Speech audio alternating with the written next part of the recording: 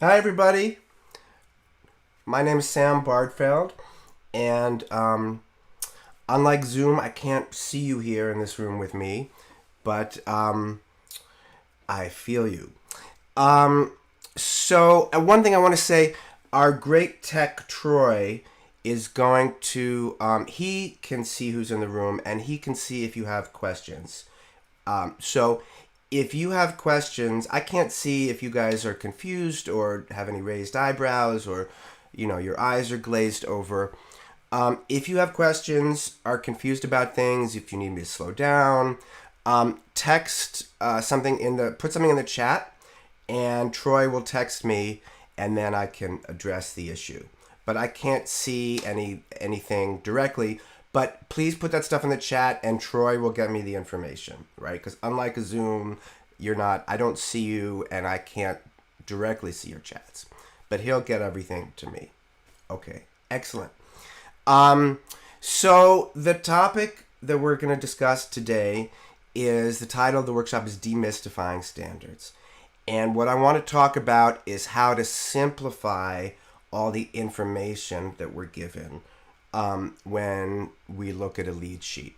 It's super easy to be overwhelmed. And I think if we can talk about identifying key harmonic patterns and key notes in the melody, then that can become a sort of habitual process when we play standards. And there are two great benefits to this process. One is that our solos will be, a standard tells a story. The harmony tells a story, the melody tells a story. And we want our solos to be, the stories that our solos tell, to be more connected to the story that the standard tells. We don't want it to be just some random, unrelated gibberish, wanking, or whatever. We want it to be a variation, or, we want it to be connected as much as possible. So that's one key advantage. The other thing is we're improvising, right? We want to be relaxed, and we want to reserve our brain power for being creative and having fun, right? It's both more fun for us and more fun for the listener if we're not overwhelmed with information. So really what we're talking about is, right, and just, super big picture, music, like any art form, is about ideas, right? All art is about ideas. And, music, it's not really about notes. Notes are a means to convey ideas. And so when we play a standard, it's our commentary, right? Our ideas about that idea. And we want to make that story clear to the listener, and we want clarity in that story, and we want our story to be grounded in the larger story of all that information in the standard, right? So what we're really talking about is the architecture of the story. And we're talking about a hierarchy of ideas, right? There's so much information in terms of that we're given. Now, I realize I should say this in advance. I'm sure that there's a huge range in background in terms of people attending this workshop. So you have to bear with me. I'm trying to address this to everybody, right? So there may be things you don't understand. There may be things you're bored with. But I think the overall idea should be interesting and applicable to people on any level. Okay. So we're talking about a hierarchy of information. It's super easy to be overwhelmed with all the information that we're given, right? We're given a melody, which is frequently a single linear line. We're given chord symbols, which are vertical. And then often we're taught that each chord has a scale associated with it, one or more scales. And then we may be learning licks and ideas about different ways of, more advanced ways of playing over chords. And that's a ton of information. It's a ton of information. And it's all relevant, but it's not all equal, right? There's a hierarchy of information. And that's what we want to talk about, is understanding what's more important, understanding the hierarchy, and being able to simplify. So when we're up on the bandstand or in a recording studio or just simply playing with friends or practicing or whatever, right? We have the most we're connected to the song, and we are reserving our energy for being as creative as possible. So that's the concept, okay? So when we talk about hierarchy of information, one way of talking about this is the term guide tones, right? That sometimes means different things to different people, but I think it's helpful in this instance. So for each chord change in a jazz standard, we want to think about one note, no more than one note. Now that could be every 2 bars, that could be every bar, that could be 2 chord changes per bar. I mean, it could be more, but then we're getting a little crazy, right? So for each chord change, we want to think about just one note, right? And that is our guide tone, and that helps us simplify everything, right? And we want to that one note will connect linearly, frequently in stepwise motion. We want to find these stepwise linear patterns that move through the harmony.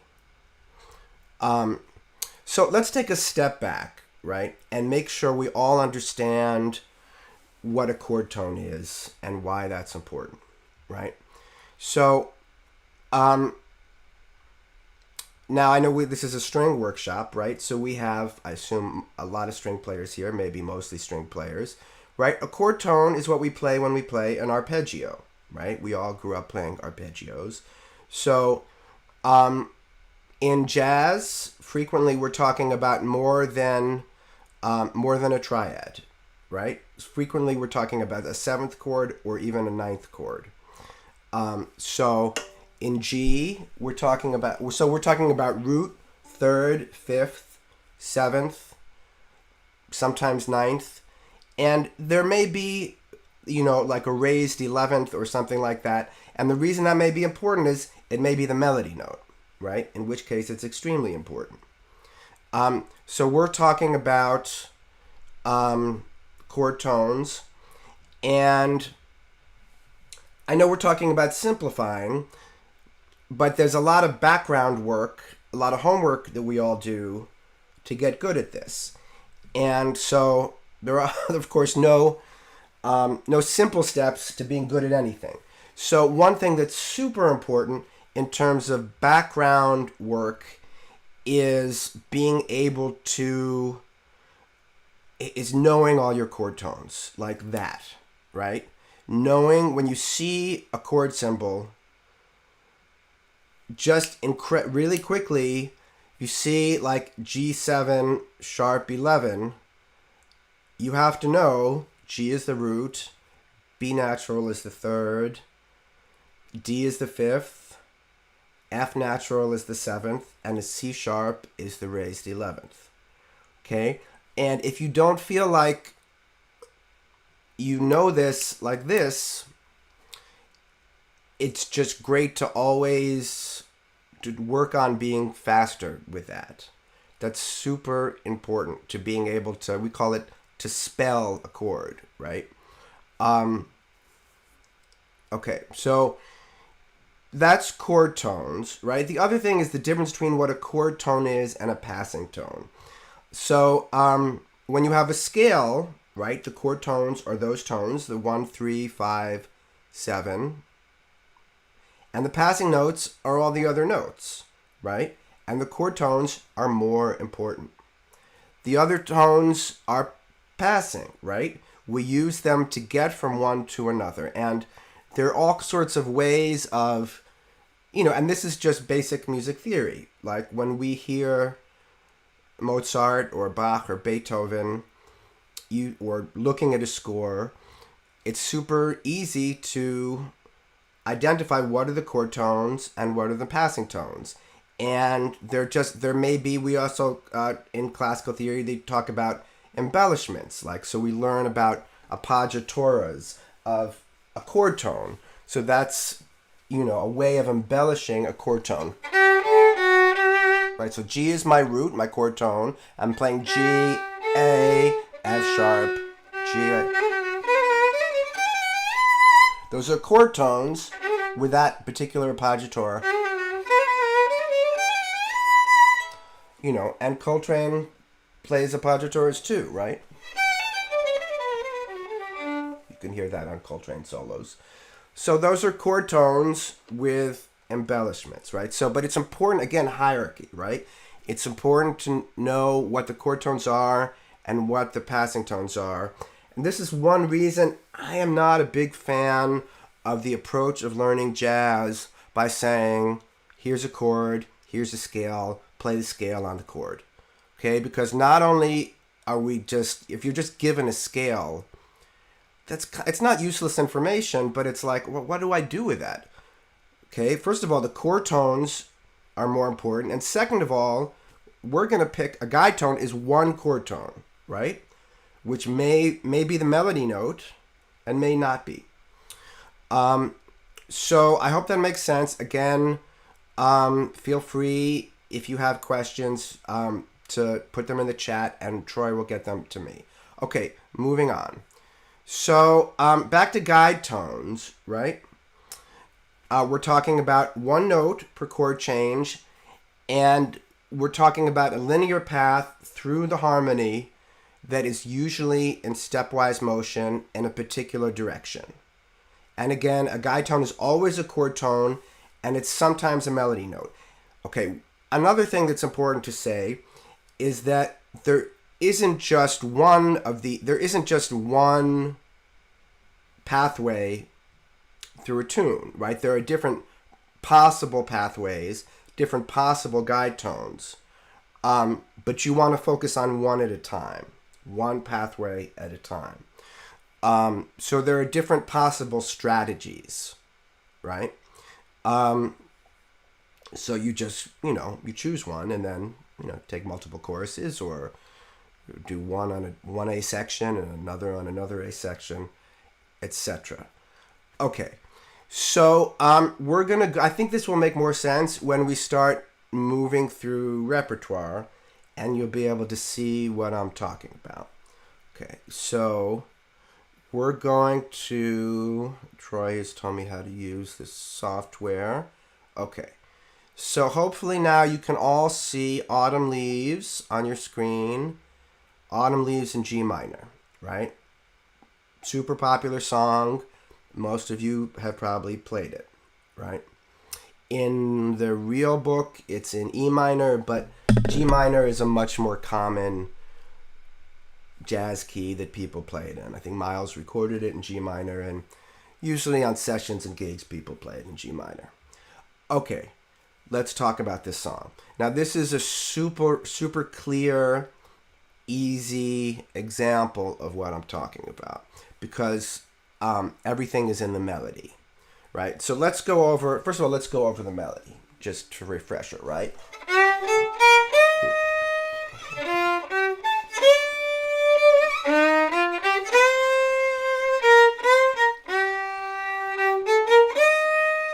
I'll speed up.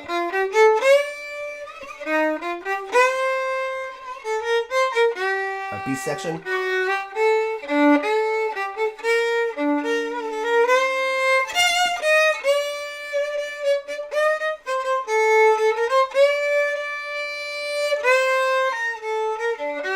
Okay, so that's a song we all know. All right, so this song, the guide tones are super clear, and they're every 2 bars, which makes our life super easy. Okay, so the guide tones are in the melody, and those are also chord tones. right? So we have the E flat, right? E flat is the third of C minor, and that's a 2-5. We call that 2-5, the C minor to F7, right? The E flat is also the seventh of the F dominant 7th chord, right? So that E flat is our guide tone for the first 2 bars. D flat, on the B flat chord, our guide tone is D, right? Again, we're moving in stepwise motion. That's the third of the B flat chord. You may see in bar 4, they have an E flat major chord, the 4. That chord is not really functionally important. I mean, the D is the major 7 of that chord, but you don't really need to think about it. It's kind of irrelevant. The rhythm section player may play it, they may not. Doesn't really matter.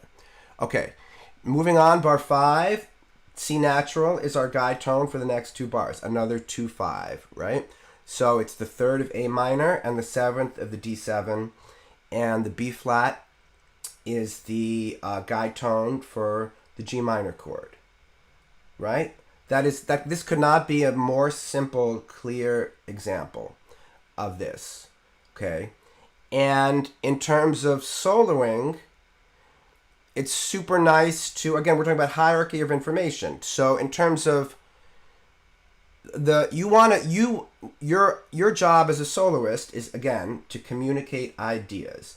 So you need to just make sure the listener is hearing this note, that in some way you're and again, this is jazz. There are a million ways to play a standard. I'm not saying this is the only way to play, that you have to. I mean, you may play 10 choruses on this. We're just talking about a way for you to understand it. You may, if you take 10 choruses, you may play 2 or 3 of them with this concept in your mind. I'm not, this is a disclaimer, this is not like the one way to play a standard. It's not the one way to play this tune. There are a million ways to play this tune and sound good, right? But this is a very clear way to understand the architecture, right? And to simplify your concept of playing the song. Okay, so if I was to play the song, again, so we have those notes. So first 2 bars, so right, this is our quarter note. Right? Sort of up-tempo one. So, tick, tick, tick. So, E flat, 2 bars, D, 2 bars, C, 2 bars, B flat, right? And again, then we do that again, right? Okay, so let me give some examples of how I would play that. Okay, again, what you do in between that, there's always going to be, you can work on that forever. That's jazz stuff. That's just more stuff to work on, right? We are talking about the architecture. So here we go.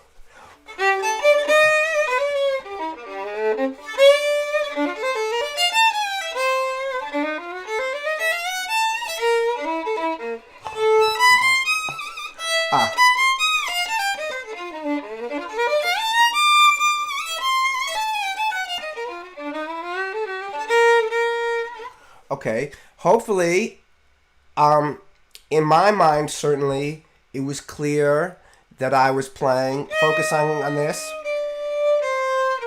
Hopefully you heard that. Let's do that a little more.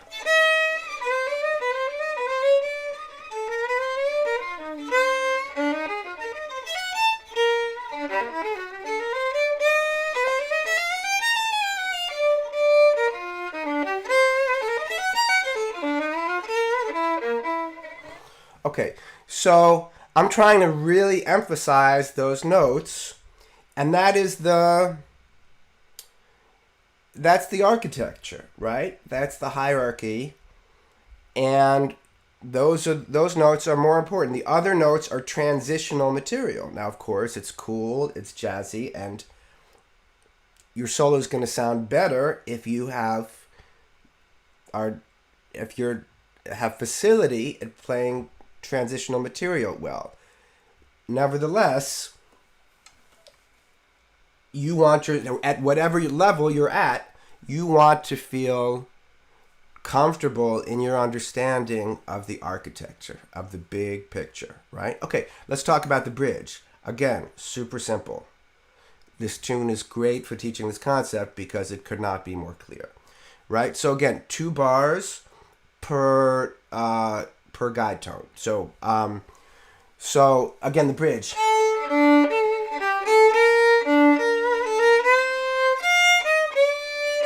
Right? So A is our guide tone for the first 2 bars.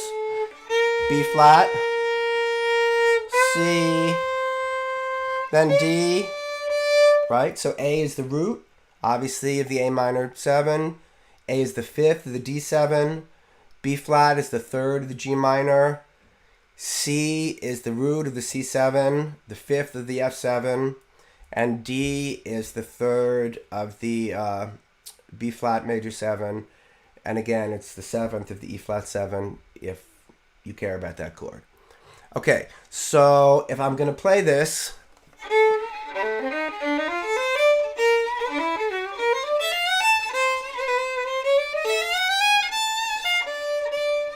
okay, that's just one extemporization. I'll do another one. Also, you can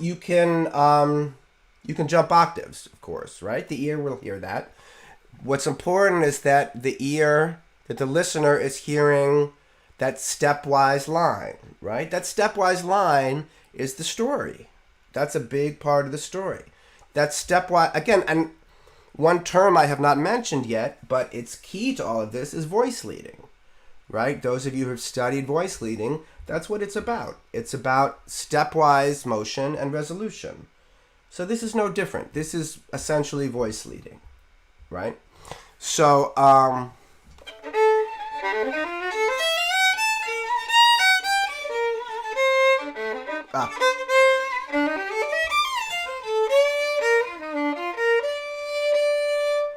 right? And then, okay, so moving on, we have, A prime. It's just a version of the A section.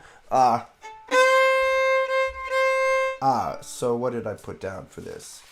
Forgive me.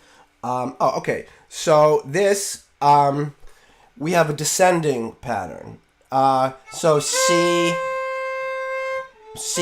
over the A minor, D7, B flat,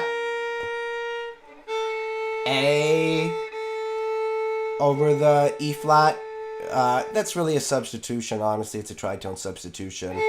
The more traditional thing would be an A minor, another 2-5, the A minor to a D7. But the A, that's a sharp 11 of the E flat if you want. And then it's the root of the A minor chord to G, right? So,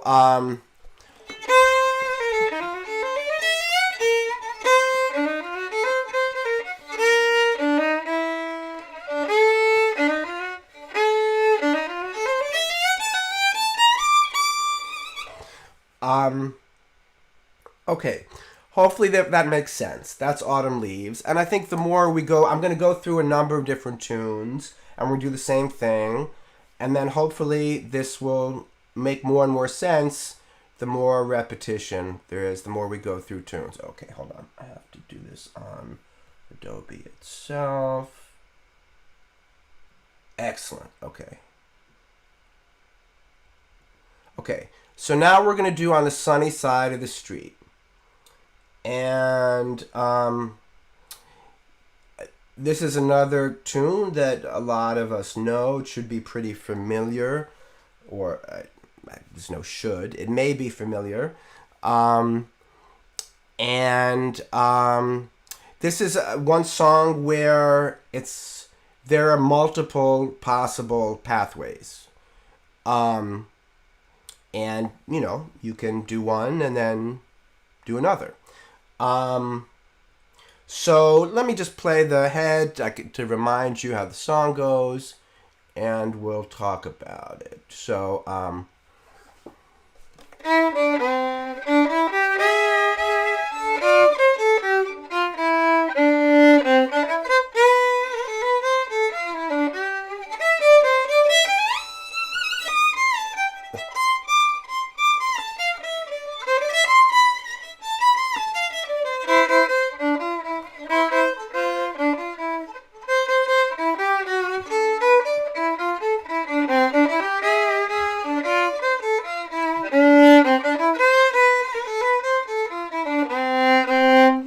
Okay, on the sunny side of the street. So let's look at it and talk about it. Right? So we're looking at the chord changes, right? So C, E7, F major, back to E7. Again, when you see a 2-5 like that, we want to simplify information. The B minor, 7 flat 5, you don't really need to think about, right? Think about the E7. Okay, bar 5, A minor, bar 6, D7. That E flat diminished chord for one beat is just a passing chord. You don't need to think about it. D minor, G7. Right, and again, this is something a piano player might play. E minor, E flat minor 7, D minor, G7. As an improvising string player, don't worry about it. That's really just a C chord. Or you could say an E minor chord. It's really a 1 chord, and then there's a quick turnaround to the 5 at the end. Make your life simple. Relax. Sip a martini. That's a C chord. Okay? This is another thing. Learn to take lead sheets with a grain of salt, with some skepticism.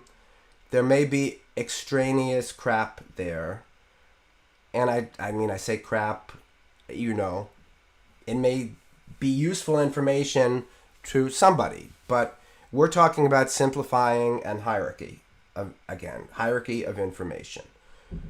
And a diminished passing chord in the grand scheme of things is not important to you soloing on this tune for one beat. Okay, so right,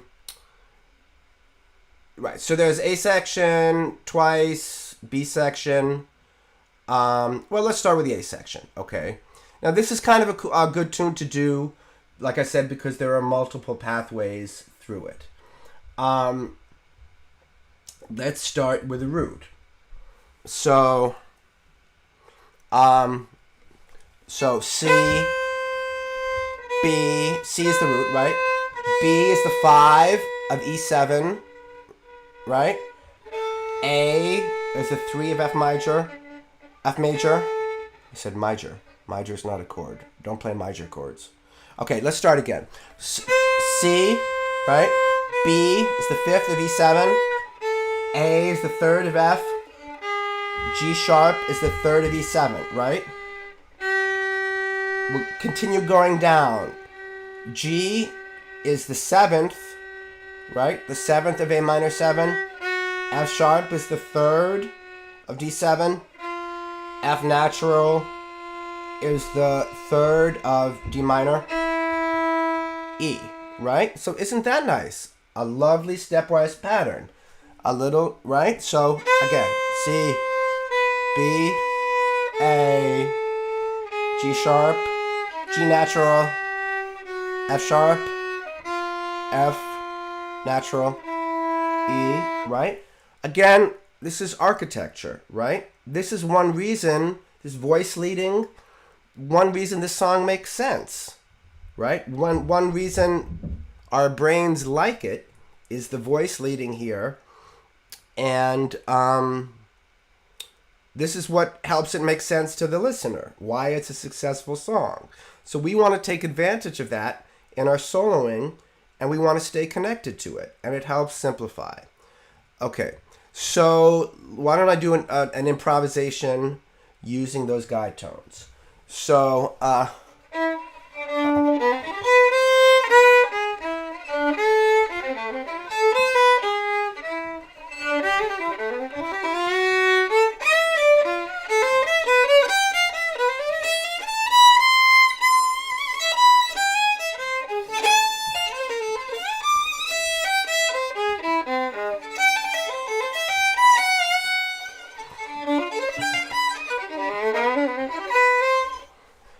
right? So, I did some fancy passing material there at the end. But again, that was based on...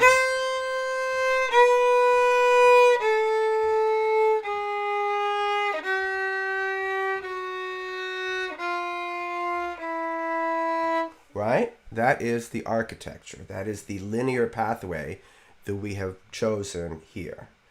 Okay, let's talk about an equally satisfying, equally valid, different linear pathway.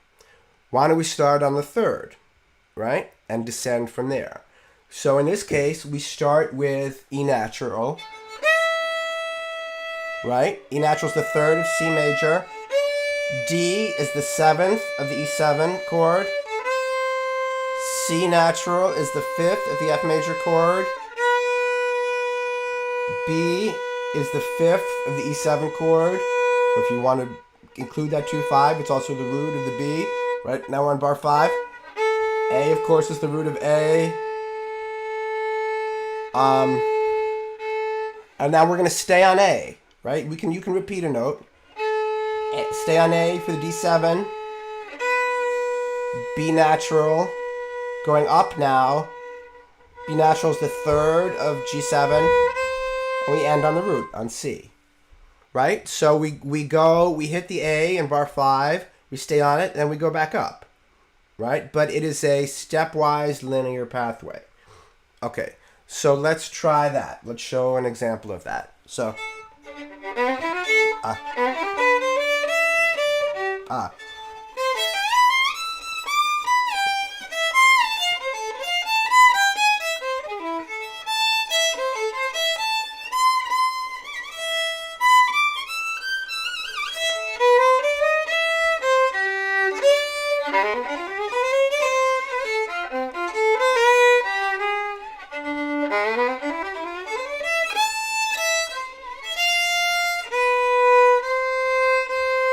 okay, again, I get fancy sometimes with the transitional material, but the architecture should be clear.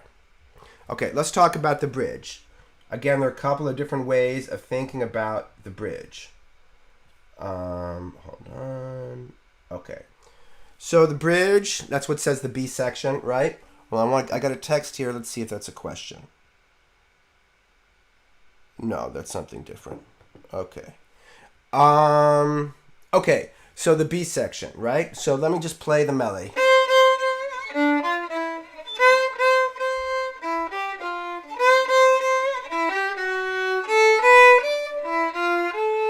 Okay, so you may notice the melody is static, right? The main melody note of this is C, right? And the chords change underneath that. So there are two differing approaches here. We can emphasize the static melody note and change what we're doing underneath it, or we could have a different linear pattern. So let's start with a linear pattern, okay? So I would say, so we're talking about bar 17, letter B, right? Now again, take every lead sheet with a grain of salt, right? I would think of these two bars all as C7. When I think of this tune, I do not think about a G minor there at all. To me, this 2 bars is all C7, right? So I'm thinking E natural. We start in E natural for 2 bars. F natural for 2 bars. F sharp, that's D7 to G, right? Again, this lead sheet has too much information on it in terms of chords. The bridge of this, the most important information, C7 for 2 bars, F major 7 for 2 bars, D7, which is the 2, it's dominant of a dominant, right? Very common on bridges, especially of old songs. Was that a super dominant? I don't remember. Anyway, the 5 of 5, right? The 2-7, the D7, bars 21, 22, and then G7, right? Which of course resolves back to the C for the A section. So, right. So what the guide tones we're talking about there are E natural, F for 2 bars, F sharp, G, right? So let me do a little improvisation around those guide tones.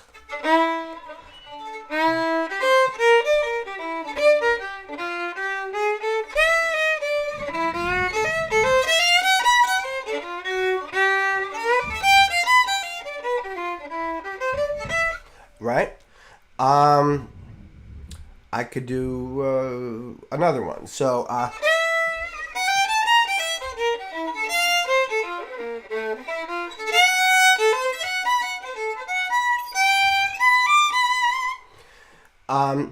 so, you know, I make sure to try to play the note early on and emphasize it. And then I think the listener will hear it. Again, we're talking about hierarchy of information that you communicate. So I think that grounds it. The listener hears it. You state it. And then, you know, the transitional material, you can kind of have fun and be creative with it within the architecture. Okay, let's talk about a second approach to this, which is going along with the staticness of the melody note, right? And the harmonies changing. So in that case, you know, we stay on C until the end, and then resolve to a B natural on the last two bars. So that, again, this is another reason it's super important to know all the chord tones, right? So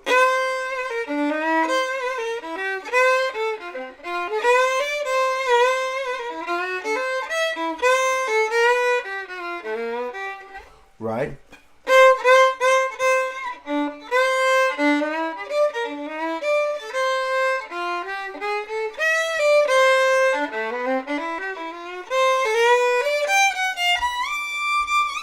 Right? That's the static approach. Okay, excellent. Let's keep moving on, going through songs.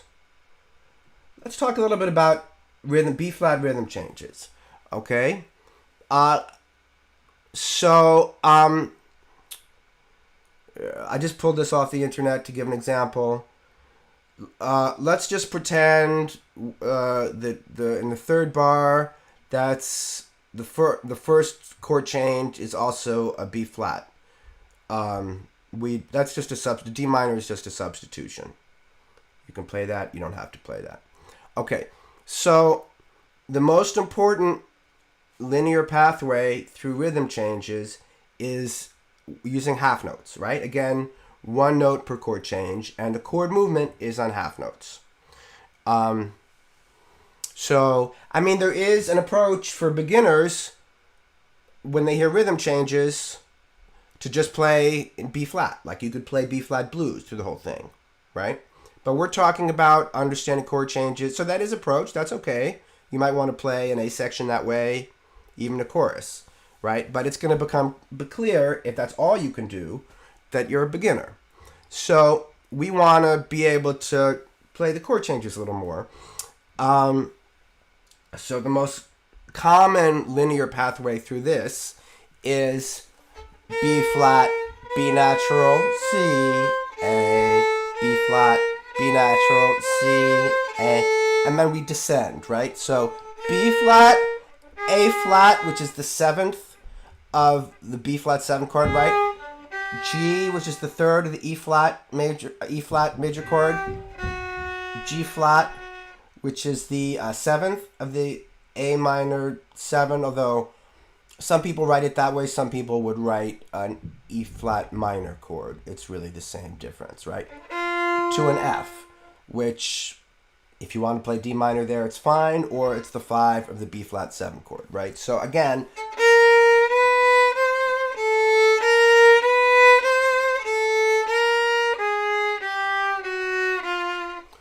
right? So this is moving a little faster, but still, this is our architecture, right? So let's do some improvisations around that linear pathway.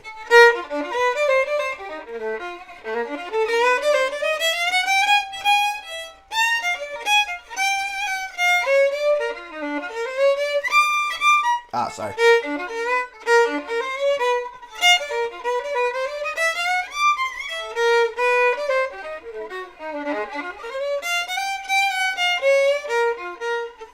So again.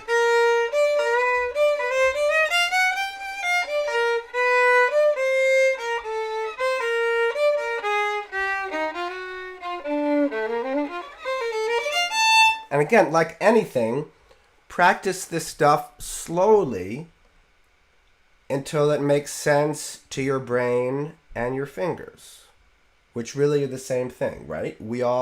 This is what we do. We're violinists or string players or whatever we are.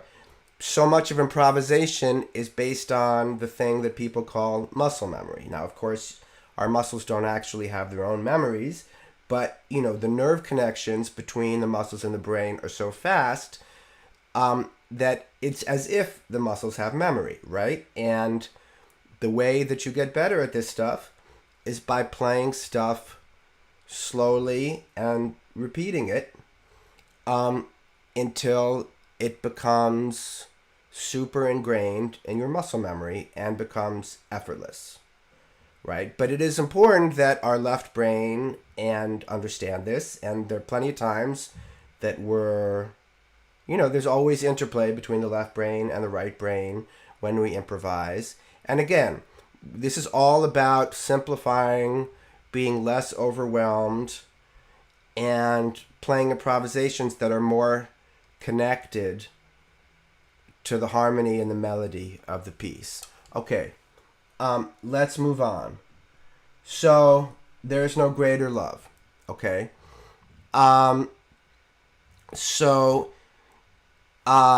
Just quickly.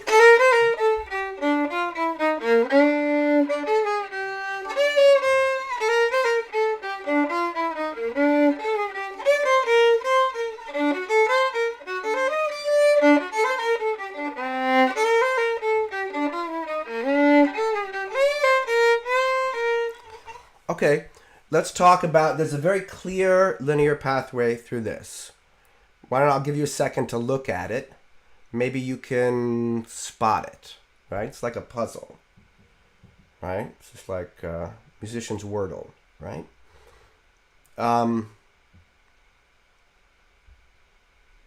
Okay, stepwise linear pattern. So let's start on the third. Maybe you guessed that. The third of the B flat major. Let's start on D and descend in half steps. So, right, D is the third of B flat. D flat is the seventh of E flat. C is the third of A flat. B natural is the third of G7. B flat is the seventh of C7, and that chord change lasts for 2 bars, so obviously we don't have to change, right? That's 2 bars, and then we can hang out on the 5 chord, the F7 for 2 bars, right?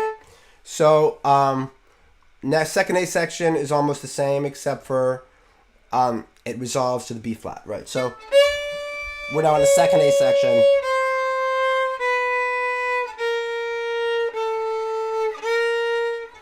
Right? So before we talk about the bridge, let's just do a little improvisation that gives an example of that.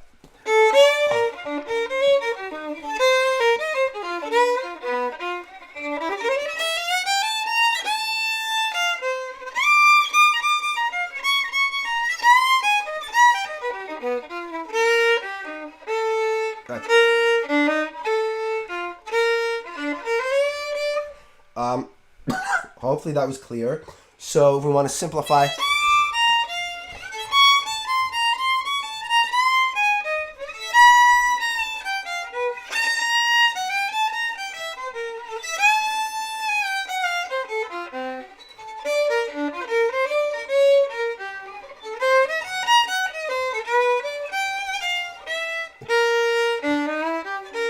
sorry.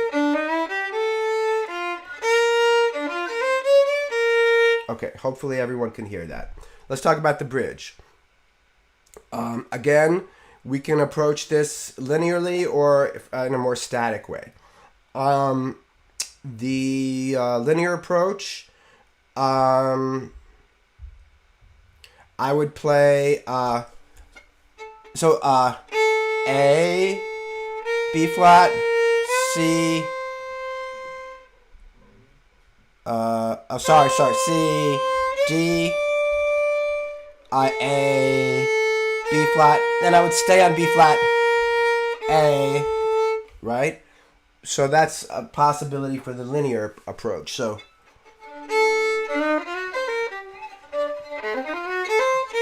sorry, B flat.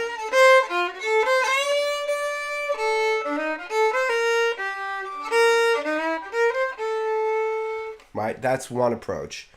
Or, you know, if you look at the chord progression, it's essentially 5-1, 5-1, 5-1 in the minor key, right? D7 to G, D7.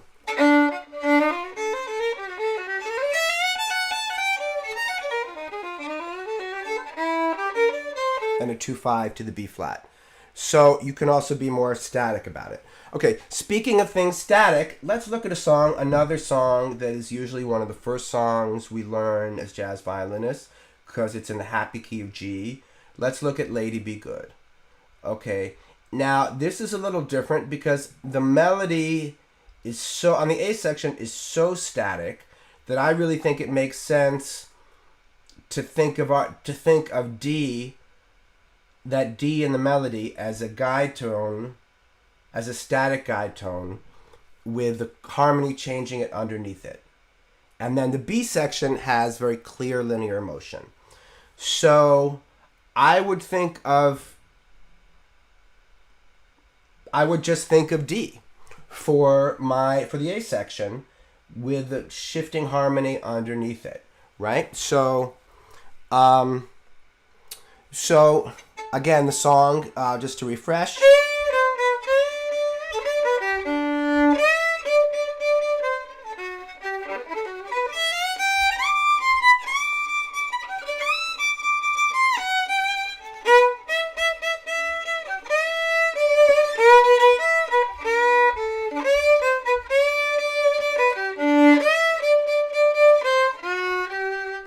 Okay, so yes, that's a song I think most of us know, most of us have played. So let's talk about D as this kind of static guide tone. So, right, D is the fifth of the G chord. Now, this C9 chord is important, and this is our first example of thinking of the ninth as a chord tone, but it really is here, right? The ninth is a chord tone of that C9 chord or C7 chord, right? That's a C dominant chord, not a major 7, C dominant chord with a ninth. So, right, back to the 1, back to the G. Now there's a turnaround here. Now this, again, one reason to have some skepticism about lead sheets, they call that a G sharp diminished. You could call it that. I think it would be clearer if it was labeled an E7 flat 9 chord, right? Because that's really functionally what it is. It's a 6 chord leading that leads, is voice leading to the 2 A minor chord in bar 5, right? It's a turnaround, but it's reasonably important. Okay, so bar 5, right?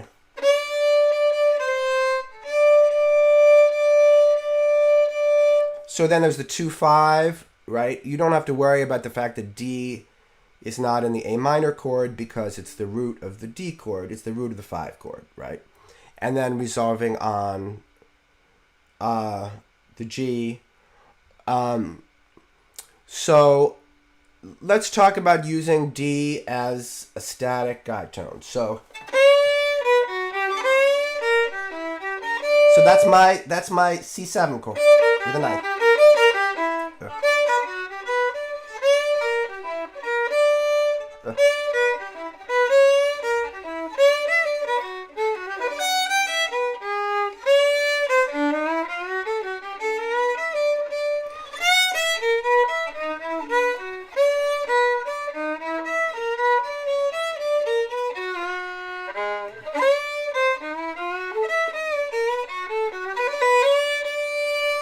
Right, so we can get kind of all Lester Youngish on that, and it's kind of beautiful to just hang out on that D and subtly shift the harmony underneath it.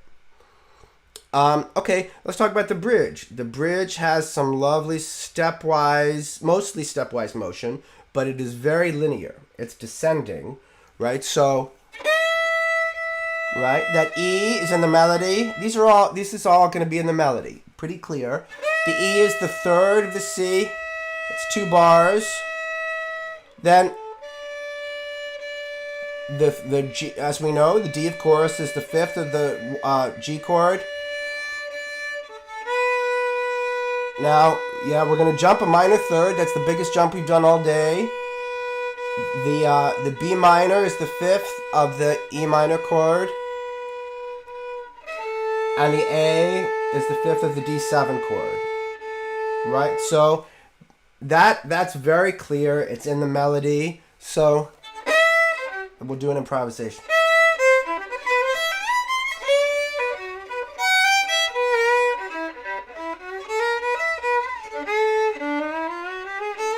So again.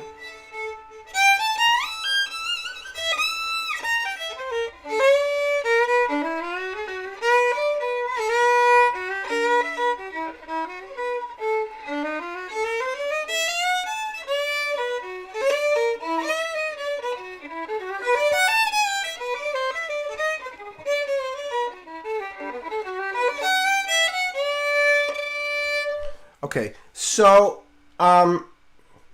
we have about 5 more minutes, so I do encourage you to ask questions if you have any.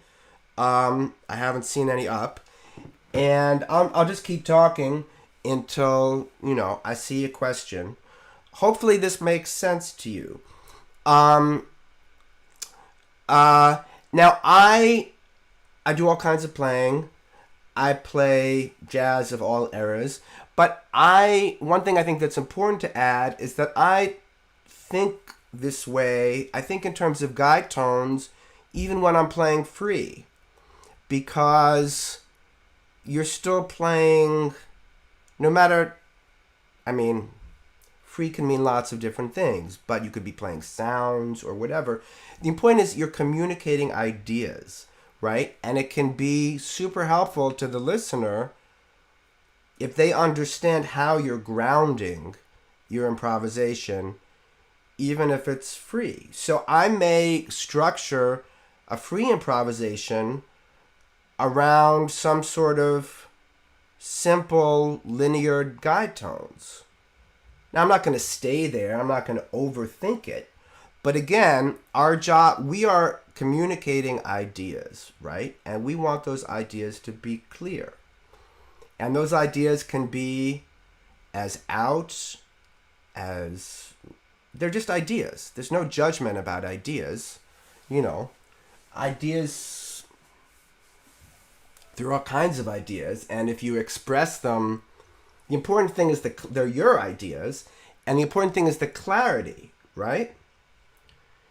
There are millions of interesting ideas, but you have to be able to express yourself clearly. You have to be able to express the ideas clearly, and they have to make sense in whatever way to the listener, right? So I may be playing free, and I may,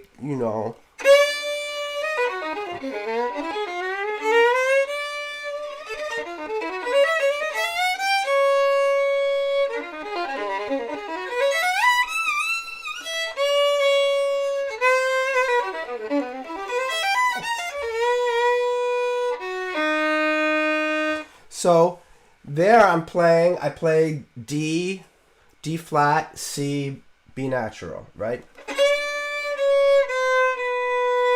So yeah, again.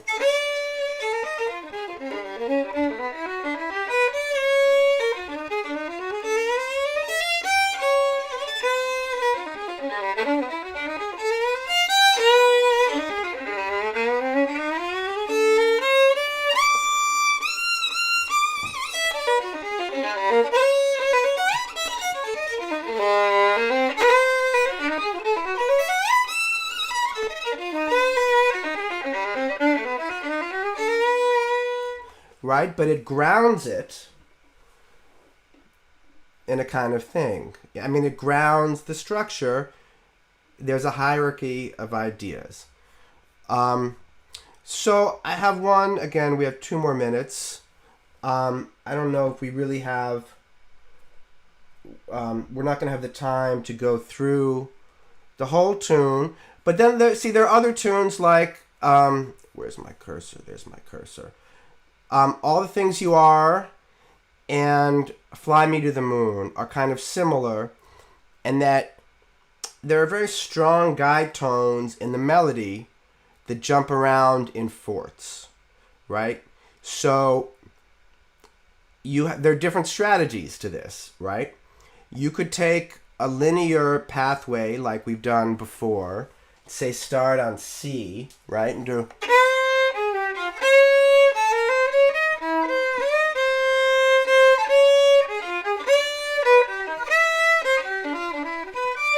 right. That's C, D flat, C, D flat, E flat, and then back to C or E flat.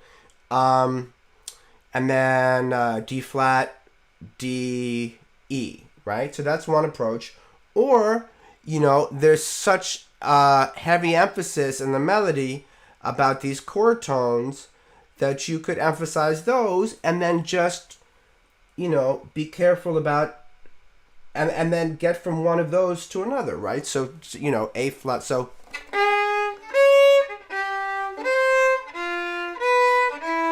right? That's circle of fifths. So then, you think about embellishments and passing tones to get from one to the other.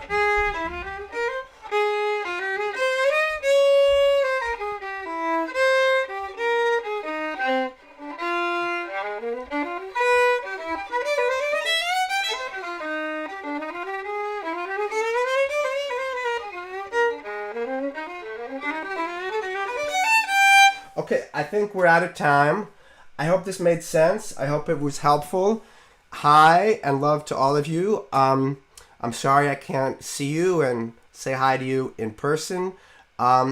It's been a lovely hour. I hope you've enjoyed it. Okay.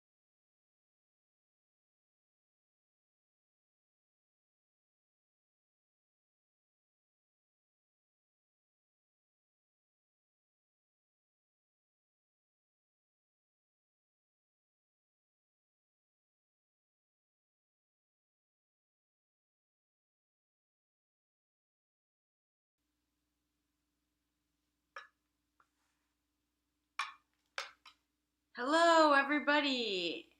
I Are we streaming? Are we live? I think we're live.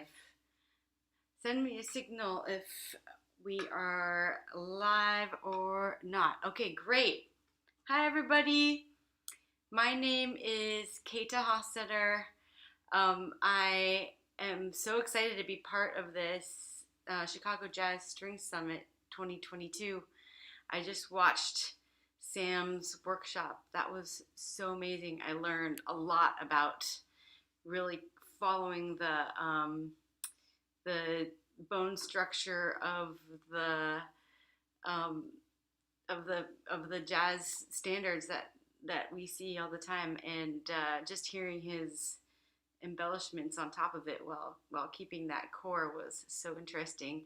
And Chicago Jazz String Summit always is a magnet for massive talent and really interesting performers. So can't wait to hear all the rest of the performers later. And so my connection to Chicago Jazz String Summit is through founder and curator Tomeka Reid, and we met through a collaborator in Ethiopia, and very excited to continue through that auspicious beginning. I've since done one solo show at Chicago Jazz String Summit, I guess 2 years ago, and last year I did a workshop, and also the community that she and I share. Um, we were able to make an Ethiopian duo happen. So check those archives. There was for an amazing show from last year.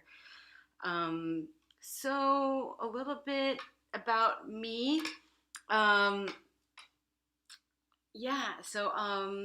this workshop is going to be about Ethiopian music, just a little bit of an overview of some of the sounds of Ethiopia, the rhythms, some melodies, the scales a little bit, the instruments, just a little bit of a getting your bearings on general stuff about Ethiopian music. And I'll be playing a lot, so you can kind of absorb the feeling and the atmosphere of the music. I obviously am not from Ethiopia. I went to Ethiopia, I think it was in 2008 or 2009, with a group. Let me back up even further. My original entrance into Ethiopian music was actually through free jazz. I was doing music, playing free jazz in the Boston area in the early 2000s, and through that scene, I made friends with Danny McConan, who is an Ethiopian um, uh, saxophone player who has a bunch of really interesting projects going on today. But he shared with me some of the cassettes that he was diving into from his family's personal collection of Ethiopian cassettes, and I'd never heard anything like it, and something about it just scratched the itch that it had a groove. It was virtuoso.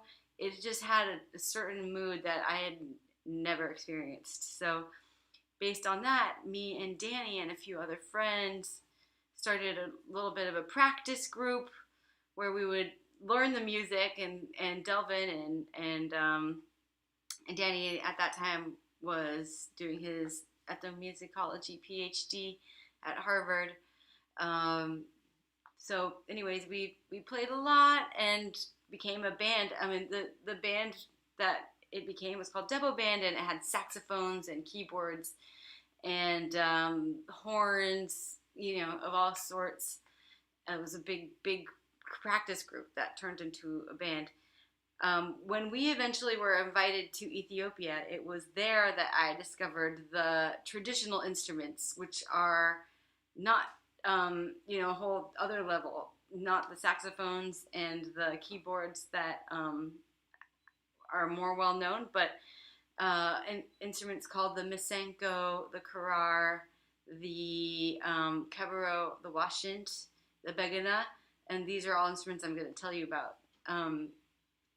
And that those instruments just totally blew my mind, and it actually became a life-changing trip for me where I just felt like I needed to change my course and follow this frontier, both for myself personally and also a frontier for my instrument. I'm a classically trained violin player, viola player, and had always been interested in traditions across the world, but this just seemed like it was a frontier that hadn't been touched by violinists. So I delved right in, and I was there for 11 years, collaborating with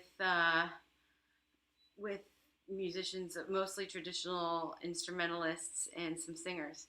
So that's a little bit of my tale.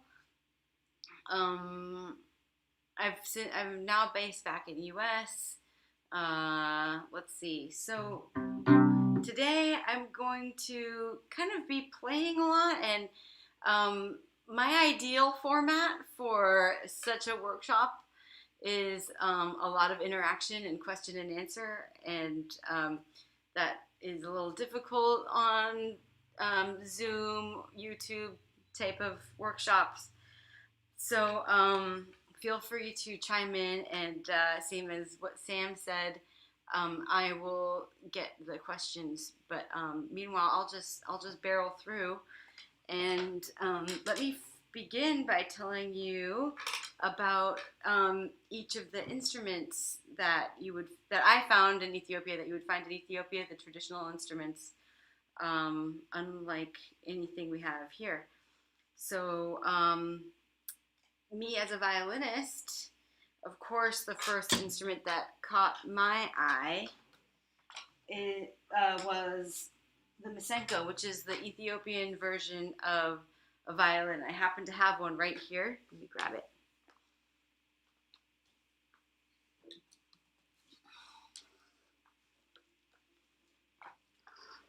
So here is the Misenko. It is traditionally this diamond-shaped box. The wood is actually olive. Especially the bow needs to be made of olive. This bridge gets moved around for different tones. It has a totally different tone if you put it here, angle it. This is goat skin that's sewn together around the edge, and then it's just one single string. So, and this string is made of horsehair. The bow is also made of horsehair, so it makes a sort of whistly sound when they are combined. You don't press your finger all the way down. As you can see, it's really far from the neck. You just kind of lightly touch it, so it also brings this amazing harmonic, because you get kind of a harmonic by just by the light touch. I'm not an expert, but I can just give you a little bit of a feeling for what it sounds like.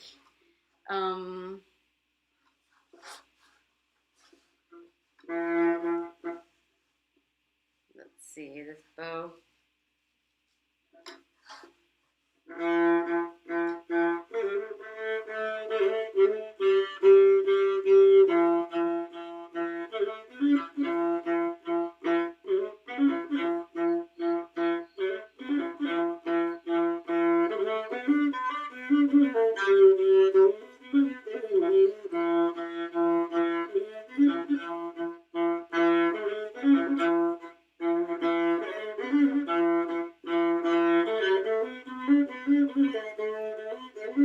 So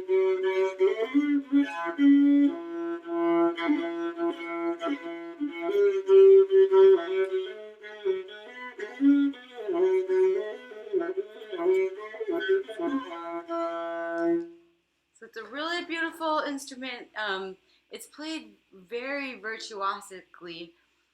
Lots of ornamentation, and it almost seems like they'll use all of their fingers for ornamentation for every note that they can fit it in.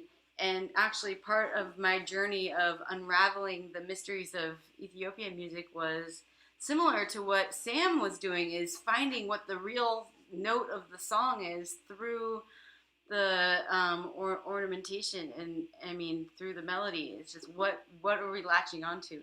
So yeah, this is the Masenko. What else about it? A couple fun things. The it's tuned to whatever the singer wants it to be tuned to. So as in most folk musics, the voice is really the main focus, the boss of the ensemble, and so the singer may be male or female, and the Masenko player's job is to tune towards what the singer would need, and so, and that can be all over the place. So none of the songs, none of the scales are really based on like what, it's just whatever works for the singer. I don't really know how to explain that better. Let's see, another thing about this Masenko, yeah, they do use a rosin, which is also tree sap, like the rosin that us, Western string players use. They usually have a big old chunk of it in their case, and it's just all knotty and bubbly and crazy. And they'll off, and the tree sap is also frankincense. So incense and tree sap are also the same thing, and a lot of times, and frankincense is a major smell, and it's used in the Ethiopian Coptic Christian church a lot, and it's kind of, I just kind of think of it as you a little bit of a blessing before playing. Okay, so that's the Masenko. Unfortunately, that's the only one of the other instruments I'm going to talk about that I actually have with me. I'll start with the one of the biggest instruments I wish I had with me. It's called a begana. It usually stands about 6 or 8 feet tall, and it's made out of wood, and it's just basically a giant harp. It's a sacred instrument, and it just boings and bounces, and it sounds like it has all these rattles on it, and it is very it features all the buzziness that you might be avoiding, that people might be avoiding to get a pure sound. But this instrument, the begana, it's played in a church. It's tuned, and it's a big harp, very tall. Just pretend I'm playing it, and then they sing very low, and they sing kind of without a beat, these incantations and these slow songs with it. So that's the begana. In Ethiopia, it's pretty much only played in the church, but I've seen them outside on tour a little bit for sacred concerts. Okay, more common and another couple interesting instruments. The Kurar. The Kurar, there is a bass Kurar and there is a lead Kurar, and those instruments are also, they're harps. They're about the size of the violin here. They have 6 strings. They're tuned to the pentatonic key that you need for yeah, they're tuned mostly per song. The way that the scales work, there are some ways to play several different scales because of modes. We'll get into that. Yeah, so yeah, there's a bass Kurar and a lead Kurar, and the lead Kurar is played either um, by like a finger picking thing. It's actually with the left hand. So imagine I have the harp here, and then this hand is actually just isn't needed because there's a strap holding the Kurar up. So it's sort of like a arpeggiated harp sound. And the other way it's played is with a pick. So, and what you do is you mute the strings that you don't need. So you'll see the Kurar player is making these shapes, and it's like relief, like inside out, making chords, like muting the chords, the strings that they don't need. So there's that. That's the lead Kurar. The bass Kurar functions as a bass in like a typical ensemble, and just has a really unique pop sound. Not pop music, but just a bouncy sound. And then we have the washint. The washint is a flute. It is a washint player will have a suitcase of their flutes because you need a different one for every key, and they're made out of bamboo, and across the top, not traverse. I can't remember the name. Not this kind. It's above the top like a bottle. And that's a beautiful, beautiful shepherd instrument. And let's see. And then I think the last one is the kebero, which is a goatskin drum played with sticks. Yeah. Let's see. So, yeah, and there's usually like 3 or 4. There's no kick drum, but it'll be like a combination of different size drums, and they play with drumsticks that they've made. All right, so wow, time is flying, and I haven't even played yet. So let's see. I wanted to go through and tell you guys a little bit about the scales. There are 4 scales in Ethiopia.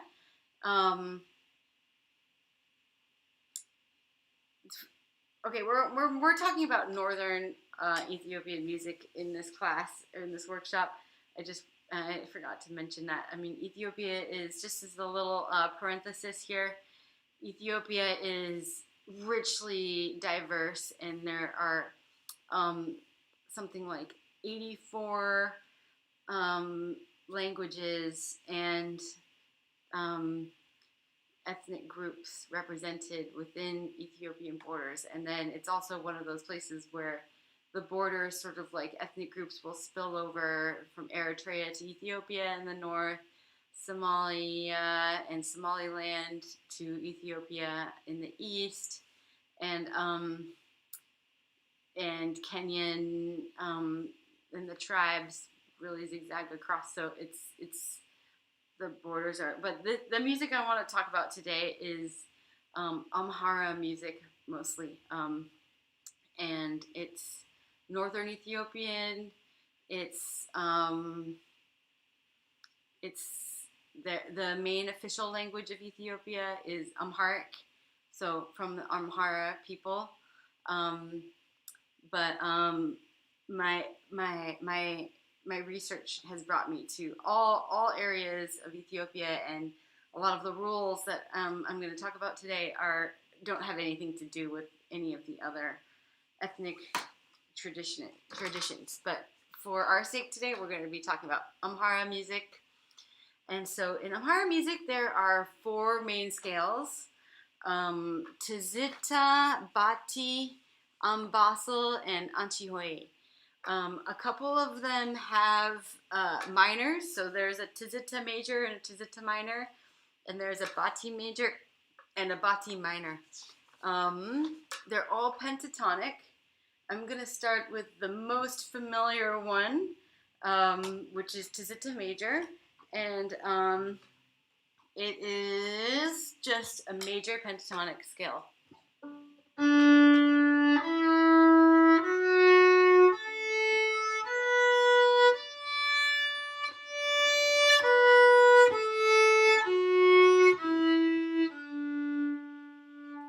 Tzita major. So tzita actually means, the word tzita means nostalgia. So I'm pretty sure that this scale was named after the most common song in the scale, which is tzita, and the song is called the song's called Tzita, and it means nostalgia. And I will just play a little bit of it for you. Let's see.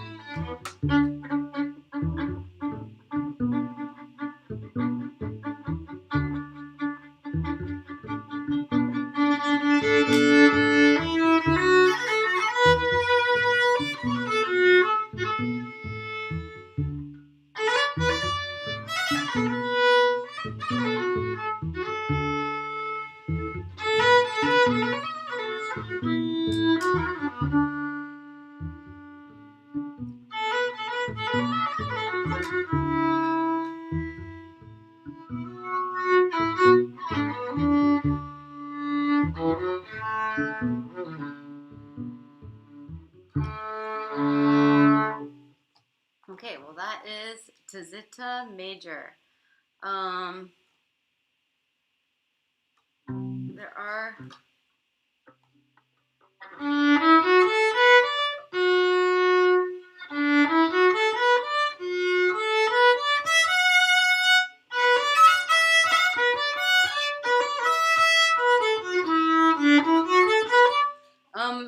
yeah, it does use modes, so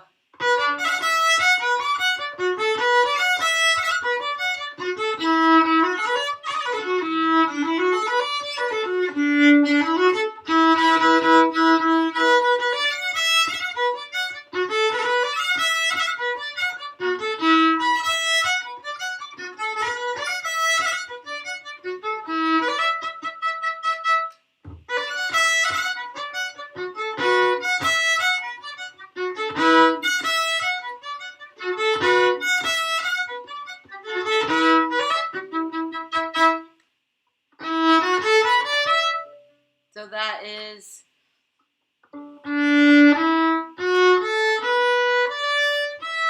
it's the third step of that. So it's used there too.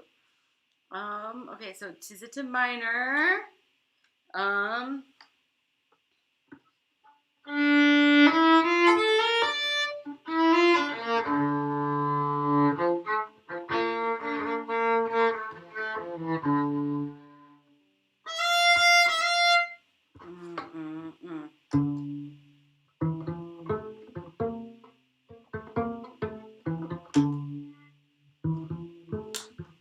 You can actually play the same song, Tzita, the same song that's called Nostalgia, either in major or minor.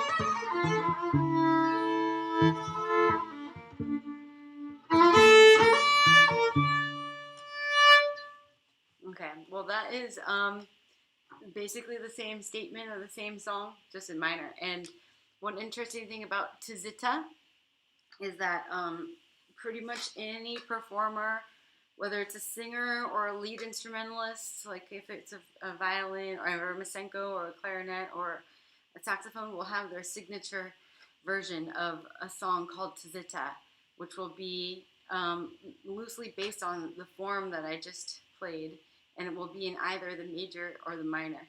So it's a really big, really big part of Amhara music. So that's Tzita. There, you do use the modes in Tzita minor too, but let's move on to, let's do Bati major. Oh, from Tzita minor. Okay, there's Bati major. Let's do.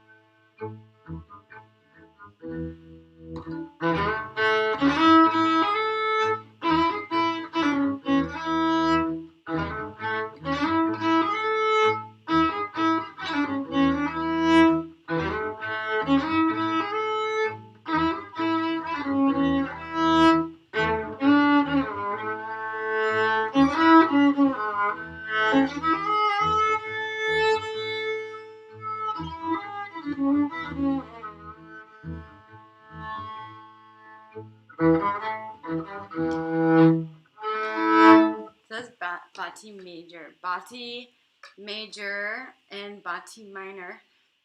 They're named after an area. It's in the north. It's in Amhara. It's where there's a main market, and it's still on Saturdays. Every Saturday is Bati market, and it's just amazing. I've been there. They have camels and everything, and amazing honey and all this cool stuff. And I'm pretty sure that the scale was named after its use. This is one of the theories, that the scales were named after songs that are played. So the Bati major is named after the song Bati. Bati minor is just a normal minor pentatonic.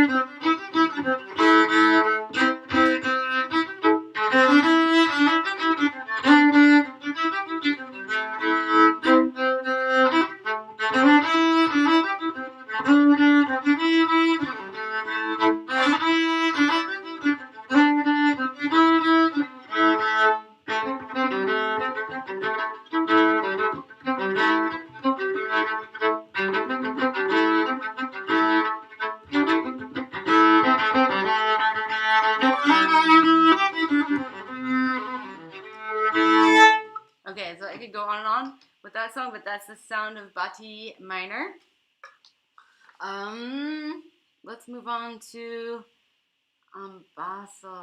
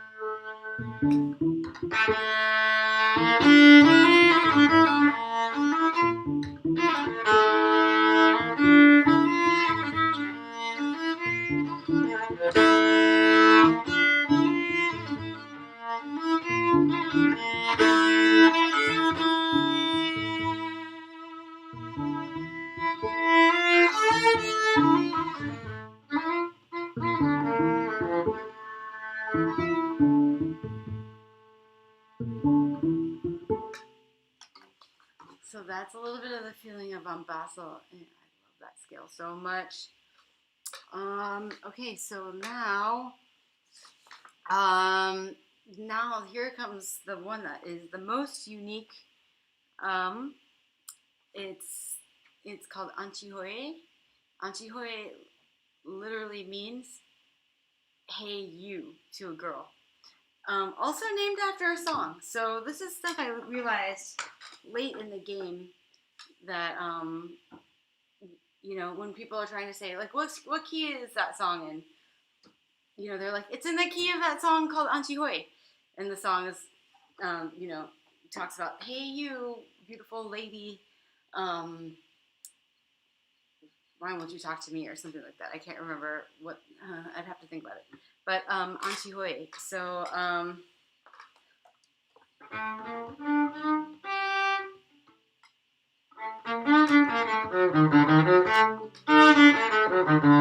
so it's really hard to find the center of this scale. It's really twisty and angly, and it's got half steps all over the place and big jumps too. So I'm gonna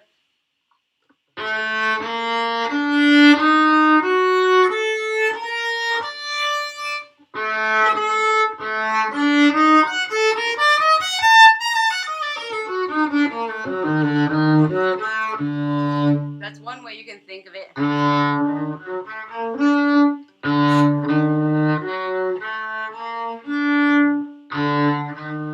So it's 1 with a half step, 2, and then 4 and 5 are. Oops.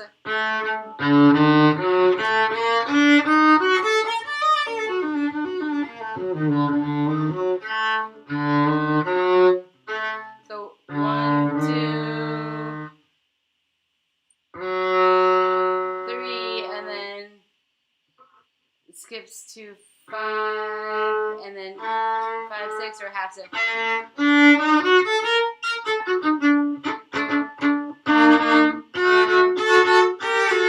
There's a lot of diminished that you can. It's the scale that attracted me most. Made my neck whip around. It was like, what is that? Because it's really dark and twisty, and there's so many different kinds of harmonizations you can do for any note. It's really rich, and it's like such a crazy atmosphere. And one thing I was really surprised and delighted to find out was that Antihoy is actually used as a wedding scale for their Amhara 3-day weddings. So it's joyous and it's exciting, and it's a joyous. For me, it was like, oh, that's a little depressing, but it was really great to get those associations, really questioned. So, and it's also their New Year's scale. So the Ethiopian calendar starts on September 11th every year, and a few days before and a few days after, you will hear this scale pumping out of every taxi cab, every shop with this scale, and little kids go around clapping. So I did say I was going to bring some more context to the music. So here, let me tell you a little bit about what New Year's in Ethiopia is like. Ethiopia actually has 13 months. It's 12 equal months, and then there's 1 month of 4 or 5 days. That is the 13th month, and that's when the celebration, they start partying for New Year's, and then the actual New Year's Eve is September 11th. And it's also when these certain yellow flowers come out. So everyone is making daisy chains and going around in their party dresses, and little kids will go in groups of 3 to 5 in their white party dresses and yellow daisy chains, and they'll go around with a drum and sing songs in the scale of Antihoy, and sort of go around and, just sort of like wassailing or something like that. Let's see. Oh, it's also 2000. So their calendar is in a different year. It's 2022 now. I think it's like 2013 in Ethiopia right now. So it is. Oh no, you know what? It's like 2015. Yeah. So it's a little bit of a different scale, but So you'll see Antihoy blasting out. Let's see. Listen.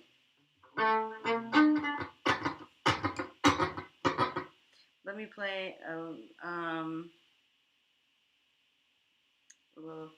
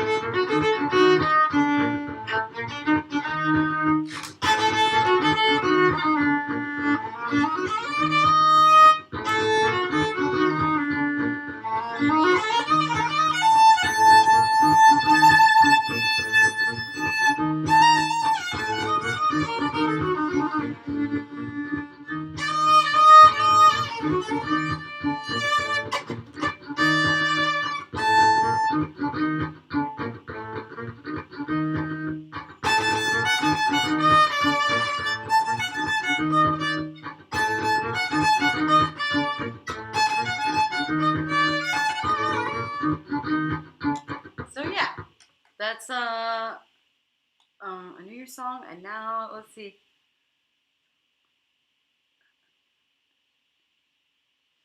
I was gonna play you a wedding song that's also in the same scale. Oh yeah.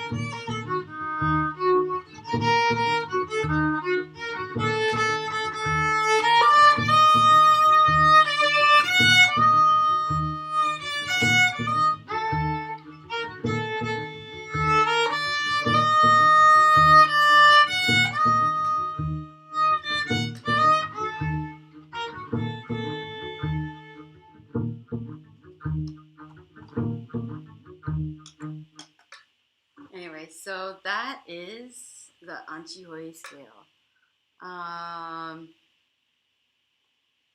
The original song that it came from it.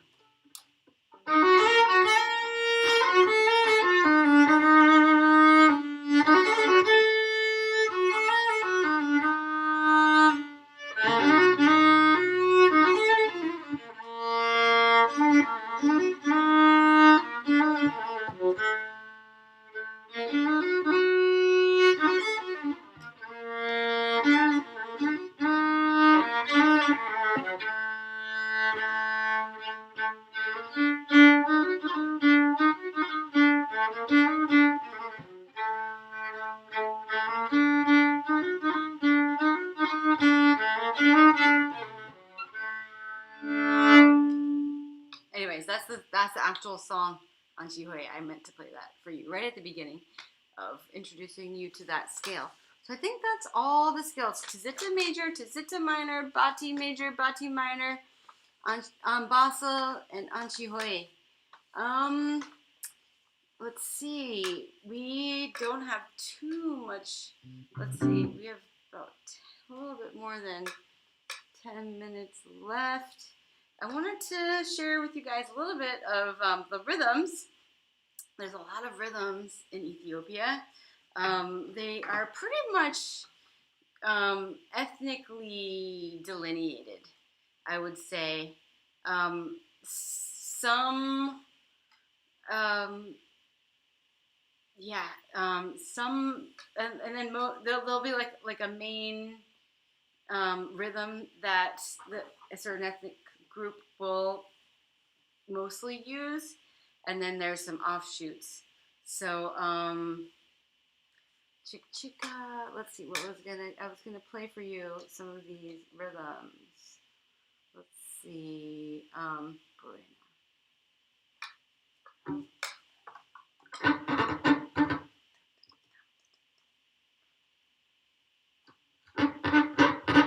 so this first one is called, it's just called chick-chicka. And that's because it just...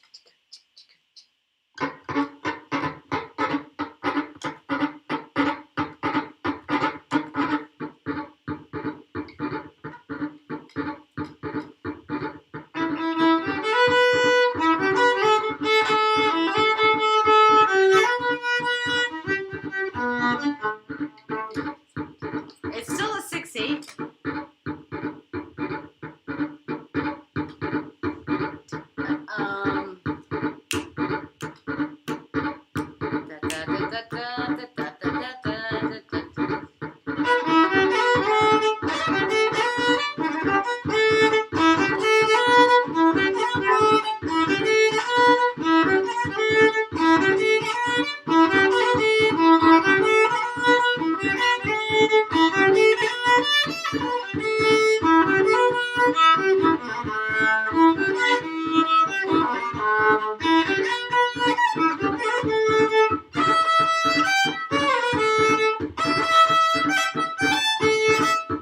That's kind of the idea of it. That's a northern beat called Chik Chika. Let's see. And that's an Amhara beat. Now, I want to move kind of quickly through these.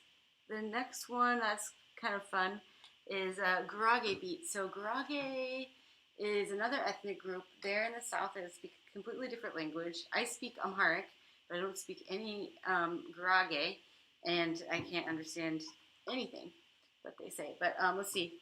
The beat I love.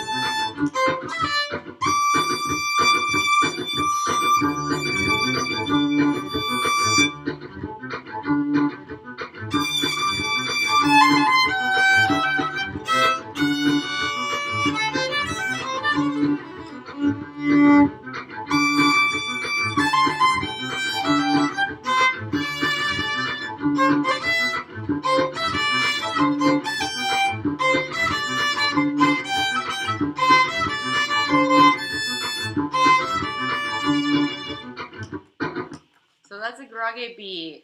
I love that one. Another beautiful way that it's used. Hold on. Let me see if I could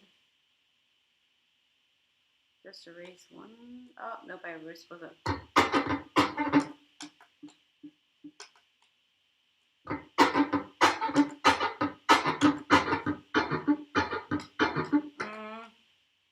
I wanted to play.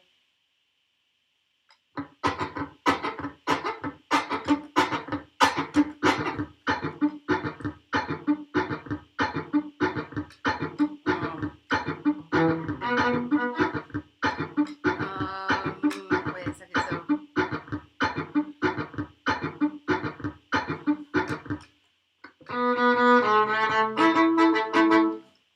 I can't think of it right now. A really beautiful way to use that beat. Okay, let's move on. Uruminya.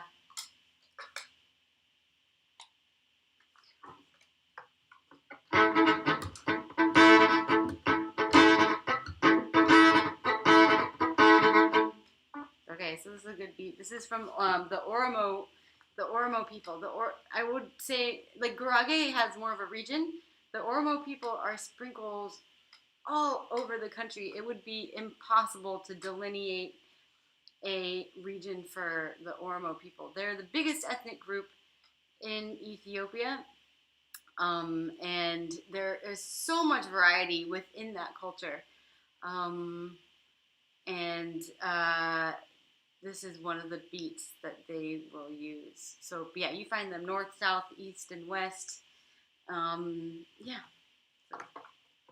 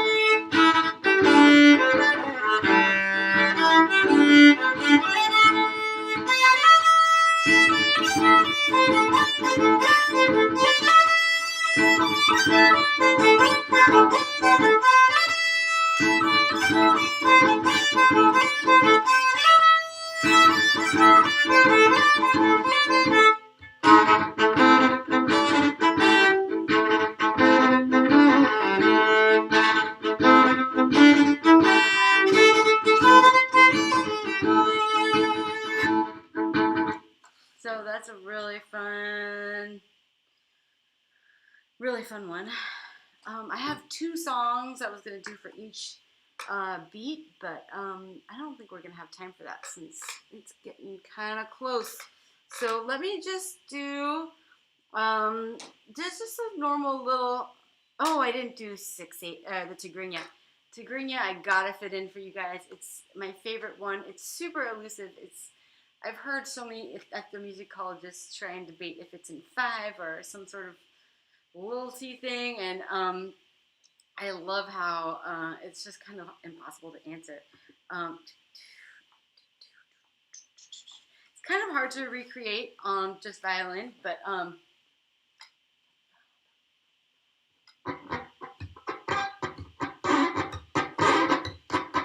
I'll do my best for you guys.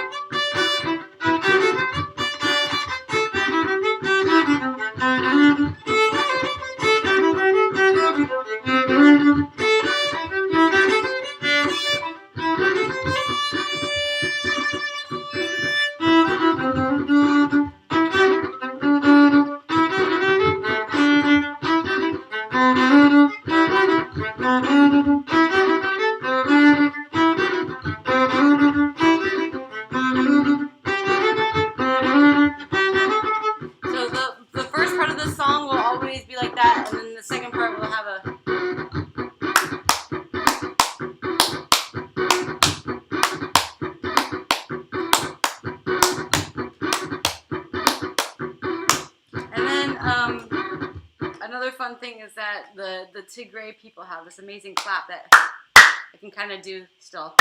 I don't know if it's coming through on the Zoom, but it's like a crack, clap. Sorry if I'm blowing out all your ears. Okay, it looks like we have like 3 minutes if anybody has any questions. This has been super fun. I've loved being part of Chicago Jazz String Summit, and I'm going to listen to all the rest of the concerts. Congrats on the team and for Tomeka for curating such a great thing, and to Troy for all your technical help. Yeah, so does anybody have any questions for me? I'll just keep talking until I hear from you guys, but I just wanted to say that in the fall I will be around And yeah, just let us know, stay in touch with me, and we, we hope to bring this music to you somewhere. So yeah, any questions about? I didn't really talk about violin too much in Ethiopia. There are some violinists in Ethiopia, but it's not a very common instrument there. I only met like a couple of people that play it. This is a 5-string, obviously. Yeah. So, what else?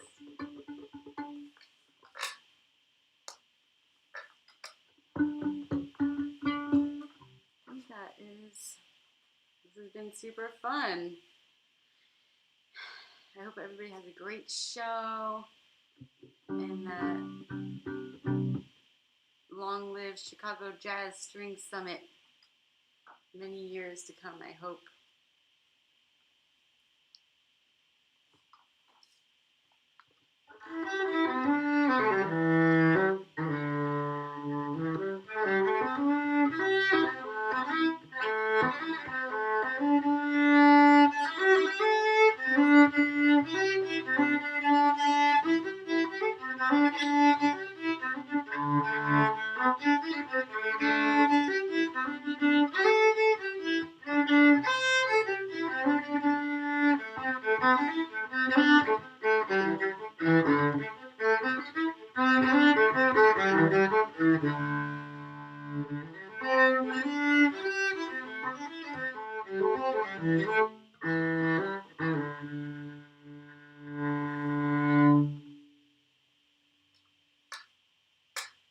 I guess that's it, everybody. Thank you so much. And until next time, toodaloo.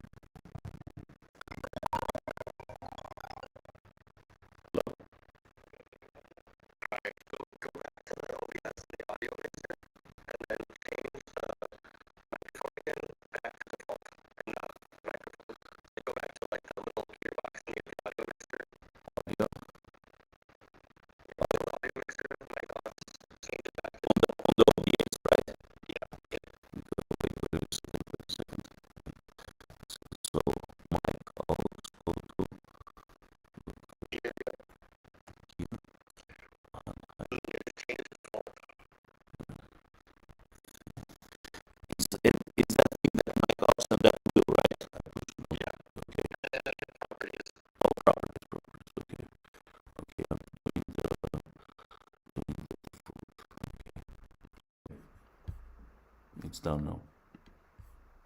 It is okay. Yeah. How should I play it a little bit?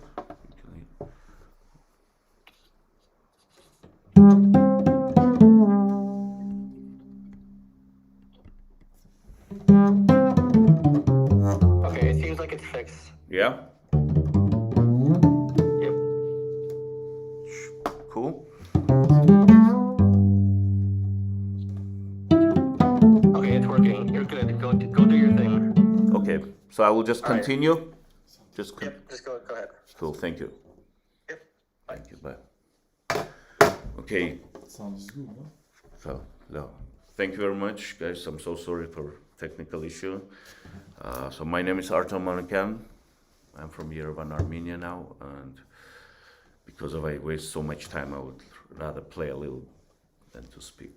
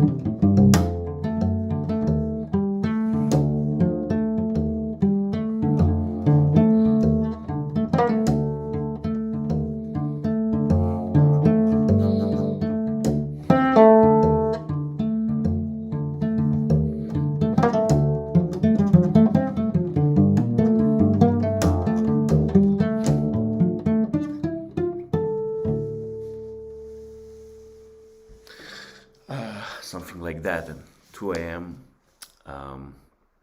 Again, one more time, I'm so sorry for the technical issue. Everything was okay, but I know. Thank you everybody for helping me. Thanks Tomeka for inviting me to this festival as the Summit String. Big honor to be at the Chicago String Summit and to have some time to play a little bit, to speak with you guys, to just be out there. So today I want to speak a little bit about the specific of my cello playing, which is basically what is kind of, let's say, bass on the cello. I mean, everything, the technique on the fingers, both left and right hands, it's much inspired by bass players, by renowned bass players, by different bass techniques. So I grew up in Armenia, and my mom took me when I was 7 years old. She took me to the music school to play cello.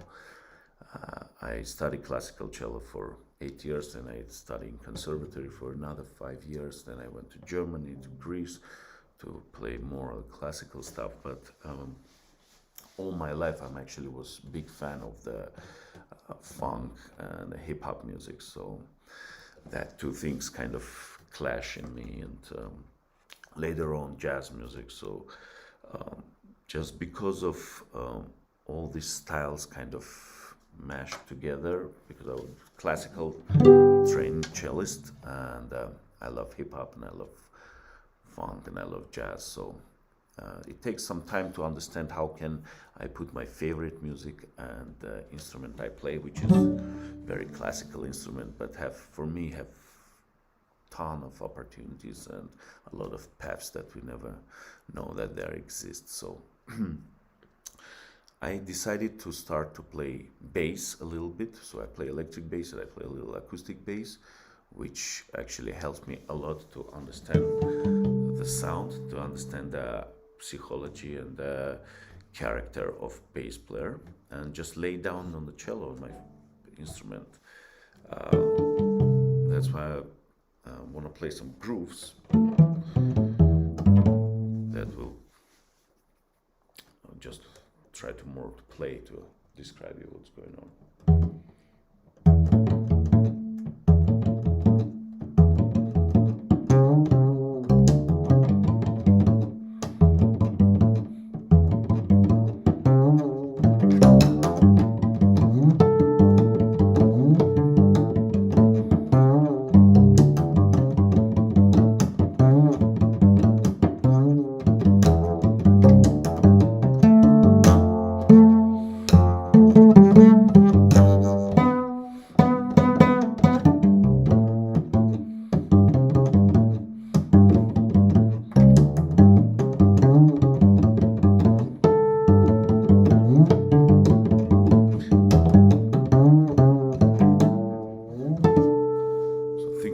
So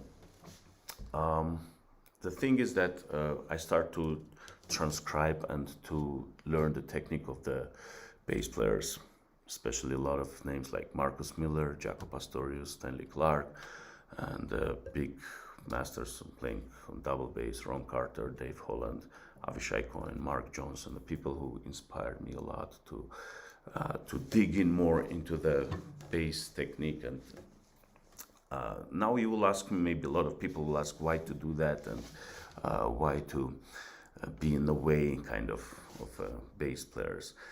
I will tell you that more I play, more I understand that this cello playing with this kind of technique have the unique place in the music world. The trios, sometimes the bands, the projects that don't want a heavy bass, most of the time, especially now, it's pretty popular to play basses on the cello. Let me tell you a little bit how everything starts. So when you know how to play bass, you kind of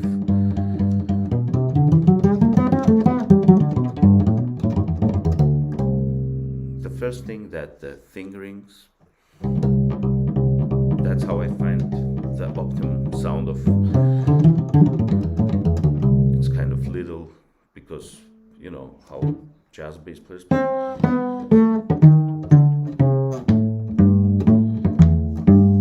So this wasn't too kind of comfortable, and I mean still have that mighty sound, but I decided for me to have something in the middle of bass, double bass, and cello pizzicatos, like classical, you know,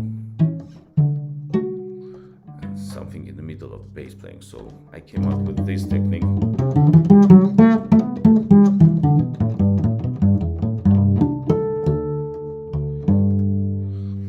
So the first thing that in this technique need to be done from the beginning is the fingering. So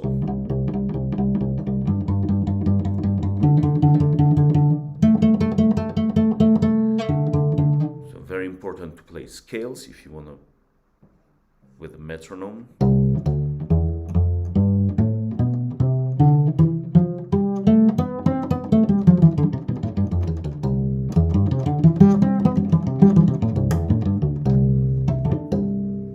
So I just started to play scales. I just started to learn the favorite songs that I hear on the radio or in my music thing. It's just everything. Whatever you like, you want to play bass, you just need to transcribe the bass, learn the melody and transcribe the bass. So one of my favorite bass lines was the Chicken, played by Jaco Pastorius. So I'll try to play a little riff of that. So that takes some time to learn, actually, because the Jaco was the first bass player I heard, and I was like, so, oh my God, I need to sound like, what is this, and how can I be playing like this? But his bass lines are super unique and super technical to play. So this was the first bass line, I get it.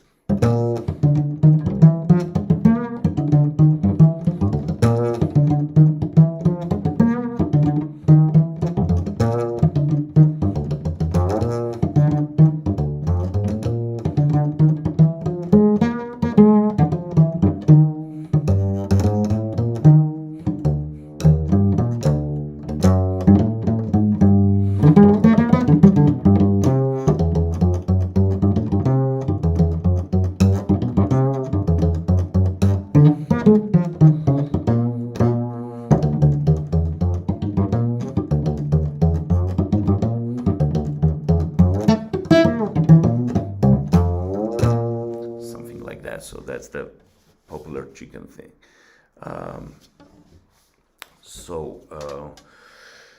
The want to speak to you a little bit about the sound, about the sound and how to have a correct sound. As you know, on the fingerboard, the sound here is easy to play fast and kind of drier sound, and then if you play more like ballad, almost sounds like fretless bass.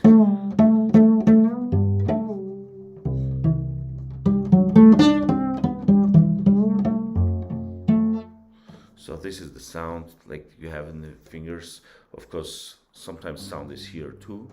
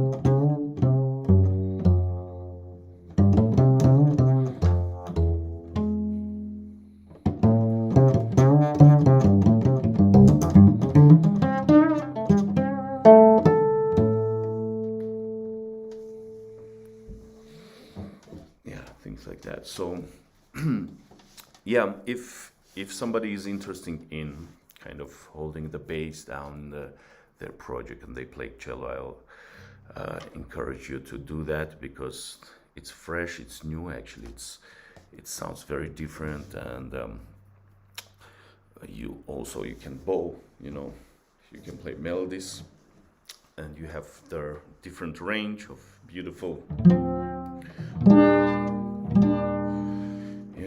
And want to speak about a lot of you cellists probably play with singer-songwriters, right? That's another scene that cello is pretty popular, and the people are always interested to have a cellist in the band. Sometimes I have gigs that I play with Melody Gardot, the French-American singer. So sometimes we have things when she don't use a guitar player. So you, being a cellist, kind of doing the guitar part too of the music. I love it because you can play all type of chords on your instrument, and I'd love to show you some small song that I wrote called Every Time She Goes.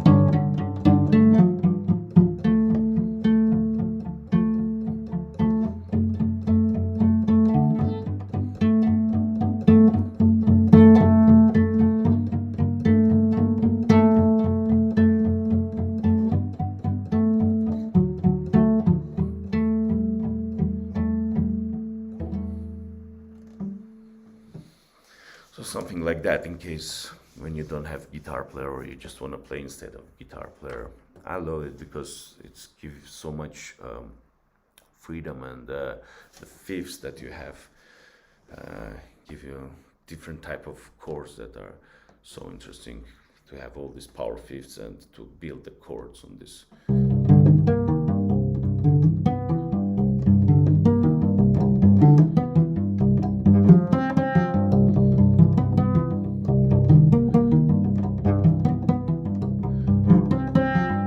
Sometimes I just spend the whole day like sitting at home, you know, just trying to find like just the weirdest shapes of your fingers can bring to that, like.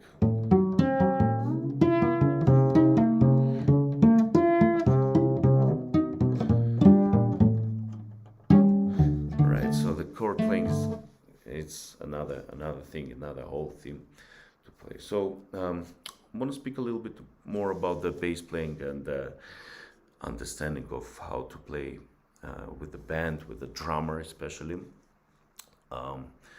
So whatever we play, it's kind of sometimes if you want to be a bass player, you need to figure out the kick, you need to kind of speak with the drums. That's very important.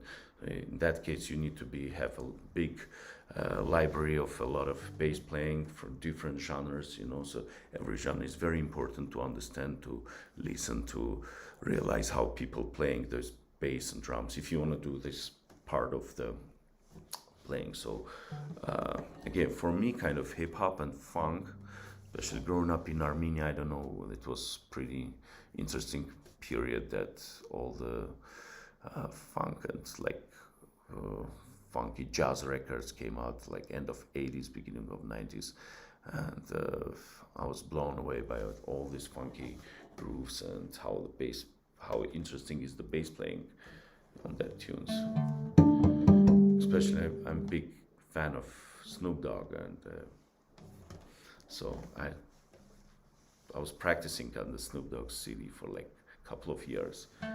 Give you a good timing, actually, very good understanding of rhythm. Let me play one more thing to just describe the muting problem. There's a thing called the muted notes, the dead notes. I want to speak about them, the notes that give you pretty much funk in your hands.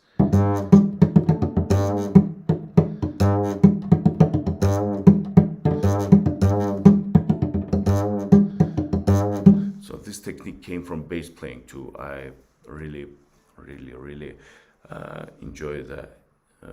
A lot of bass players who came from Africa, and they just sounds amazing, and they have this technique too, and that the muted note.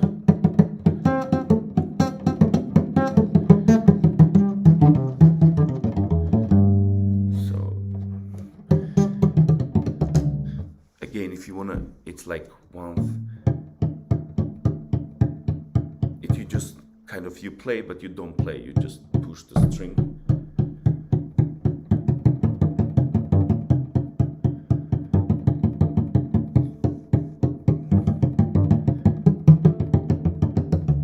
So that notes give you that funk, that rhythmical thing that you want to have instead of playing like.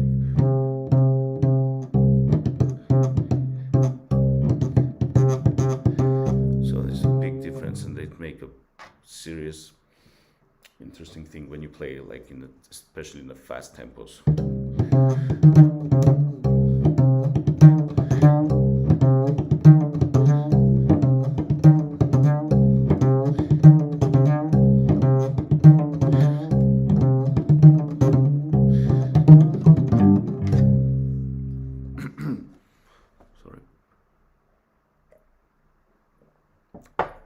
So yep, another good thing to practice, again, scale, just slightly touch, and then you have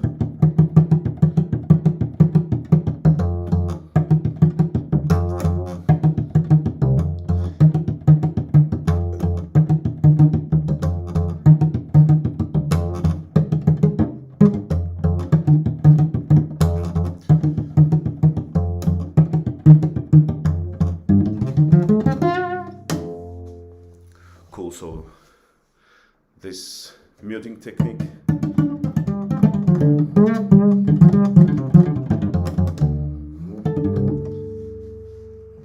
That's another thing is very important for the thing that coming from bass playing. Okay, if anybody has any questions, I don't know if it's interesting or no.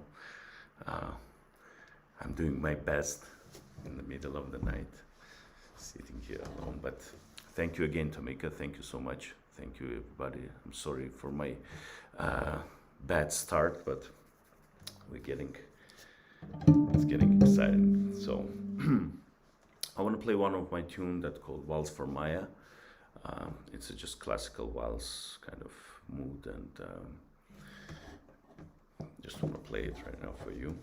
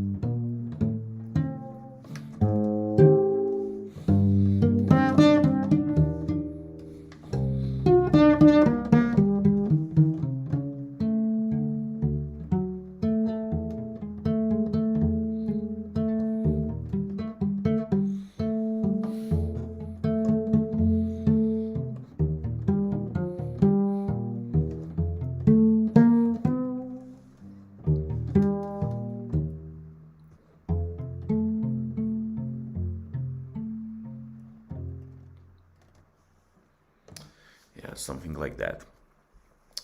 Sometimes it's interesting to write songs being still influenced by classical music, because you know, without classical music, without training classical music, playing all the concertos, sonatas, being in a different chamber projects, that helps you a lot to know your instrument, to be in comfortable zone with your instrument. That's the most important thing. Practicing classical music a lot, and to know classical music, that would just open up your instrument for you, and later on you can do whatever you want, whatever genre you choose to play in cello. It's a new world right now, you know, everybody can do whatever they want, but to know good classical music, that's for sure. That's the first advice for people who are starting playing. So sorry, just charge my.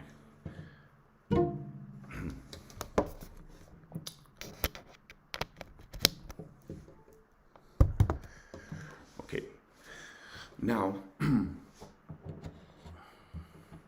another technique that I find out recently from the mostly from flamenco guitar players, and actually a couple of bass players, in specialty Matthew Garrison. So playing cello like almost flamenco guitar, using 1, 2, 3, 4, 1, 2, 3, 4. So this technique kind of, this is something new I'm just working out right now.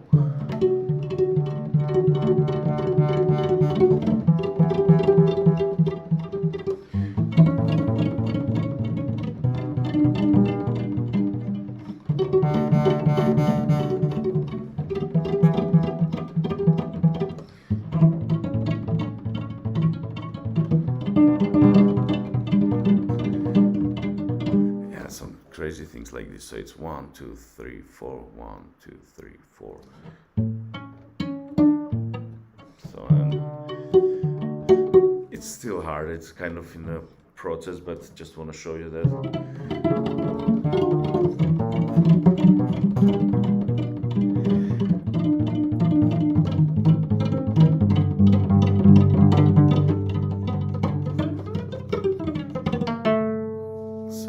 That's another technique that I really love. I really love how flamenco guitar players, and especially flamenco bass players who play with the guitars, are playing, and that's my kind of passion to find out how it's work. Even though I know they have different techniques, but I figure out that for cello this thing is kind of working.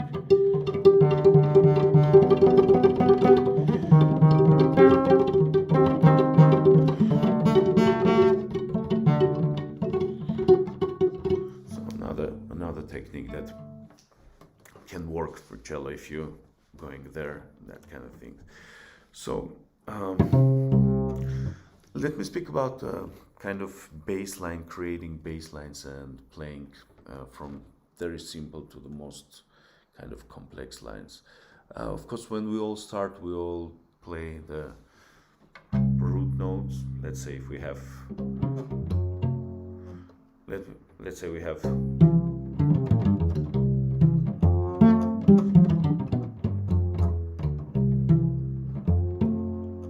C major and F. So playing octaves is very cool from the beginning.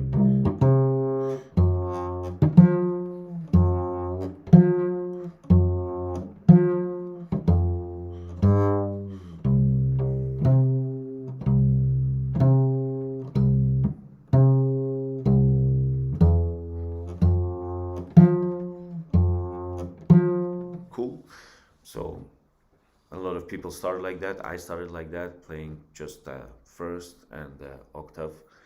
Then you find it out that there's a fifth, which in the bass playing save a lot of phrases and help to build up the best bass phrases in the world. So it's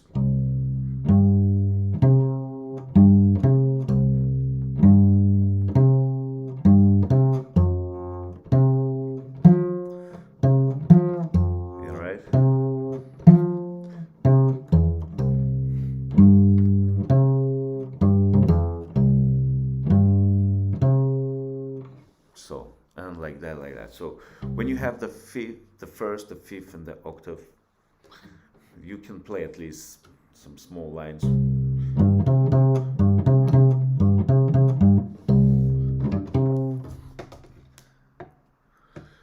Oh, I got it.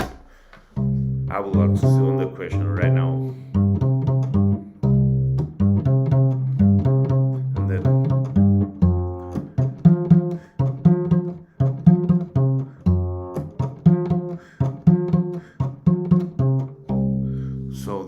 The fifth helps you in a lot of situations. Actually, in the old music, you can hear a lot of just first and the fifth.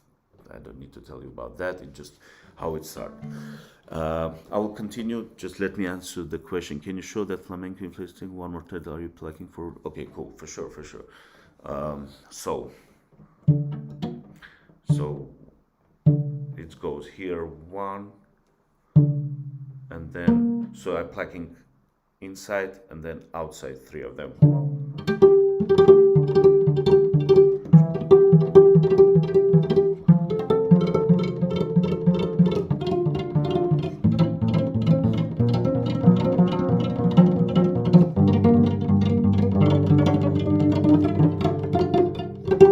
Yeah, and something like that. So inside 1, 2, 3, 4, 1, 2, 3, 4, 1.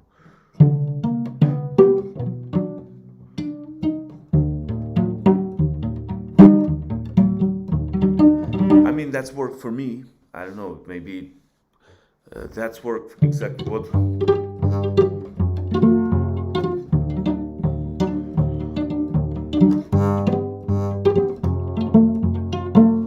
Kind of worked for me. I mean, I'm working on that thing, so if you find another fingering, yeah, good luck. It's interesting because it almost sounds like guitar.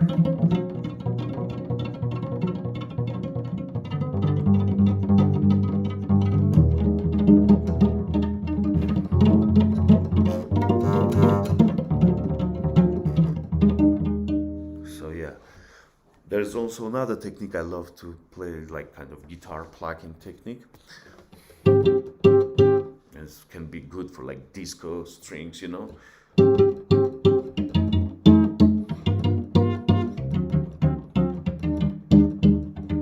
So basically, I just sometimes I pluck with these two things, sometimes with this.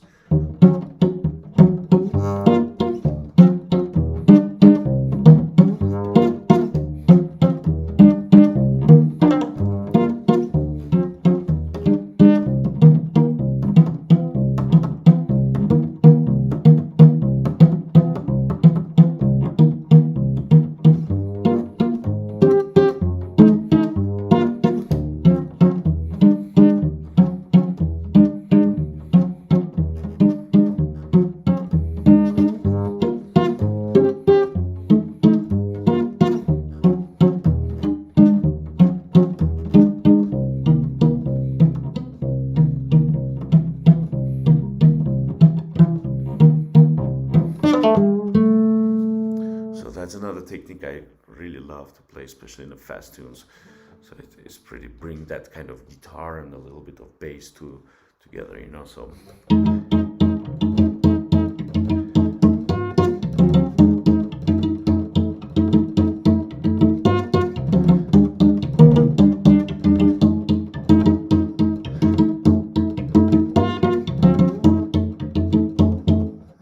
So you have that kind of bass, and you have like guitar on top of it. So that's another cool kind of way to play cello.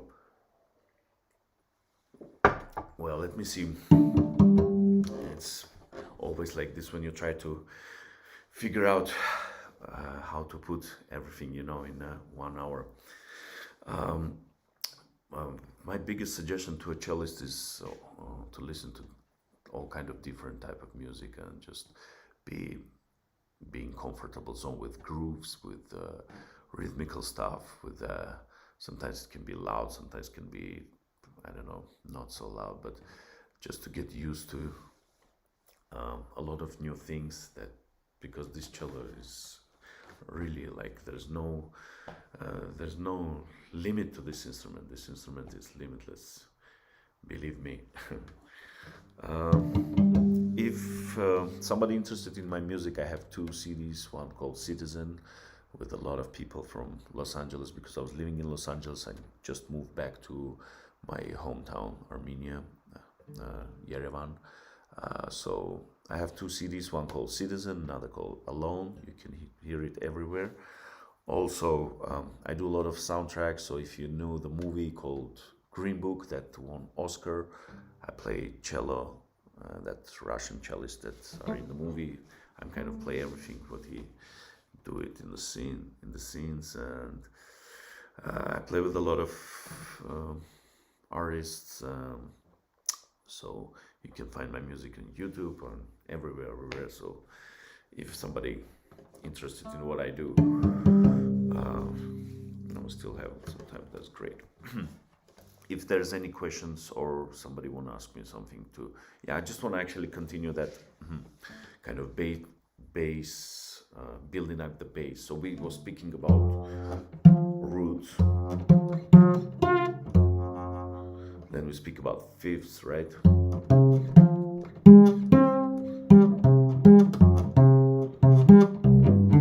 And this is fifths, right? So another crazy thing is for changing from cello to bass. The bass is tuning in 4 and cello is in 5th, so you have all this kind of situation when you play bass and then you just move to the cello.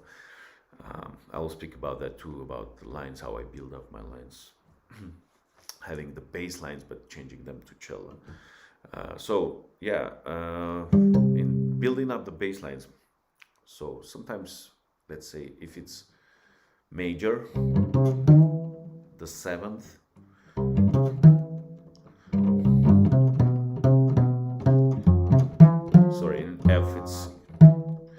that can be bring a new thing too.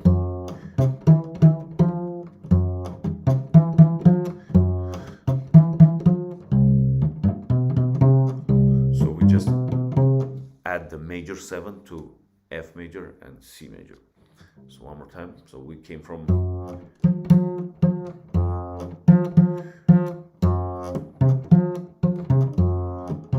and then we go.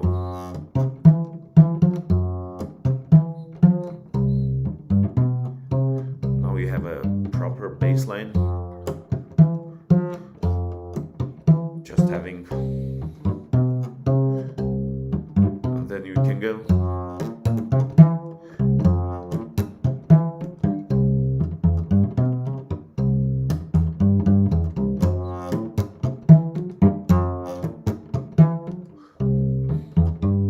Add the third and go. So that's how you build up. Again, listening to a lot of great bass players, analyzing them a lot, and just trying to kind of do it on the cello with the cello sound, especially. Never always give a big attention to the sound, because you know what, especially on the cello, if you play fast and you do a lot of things, but you don't sound good, like really the cello sound. You need to, cello have one thing to do, one kind of target to get a good sound from this beautiful instrument. Okay, let me tell you one more thing. Let me actually play you something. We'll speak about notes and the rhythmic things. Let's do the same thing.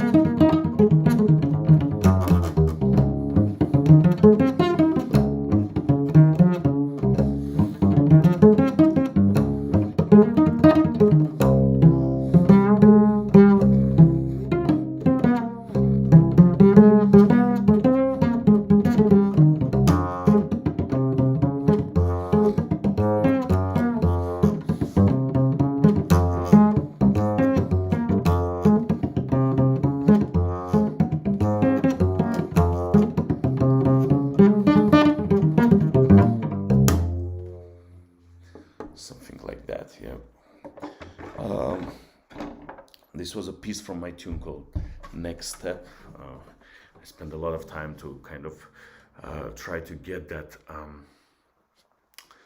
African, I can say, some guitar and like it was strange things. I was listening to a lot of music from Algiers and Morocco, so they inspired me to. They have these amazing bass players, and they inspired me to have these grooves.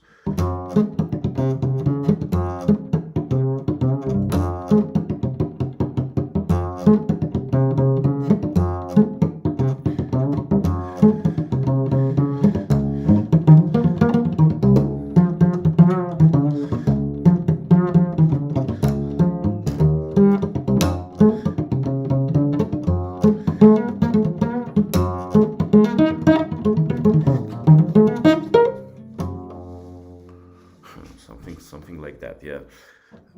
Again, I use a lot of these muted notes, death notes, how they call.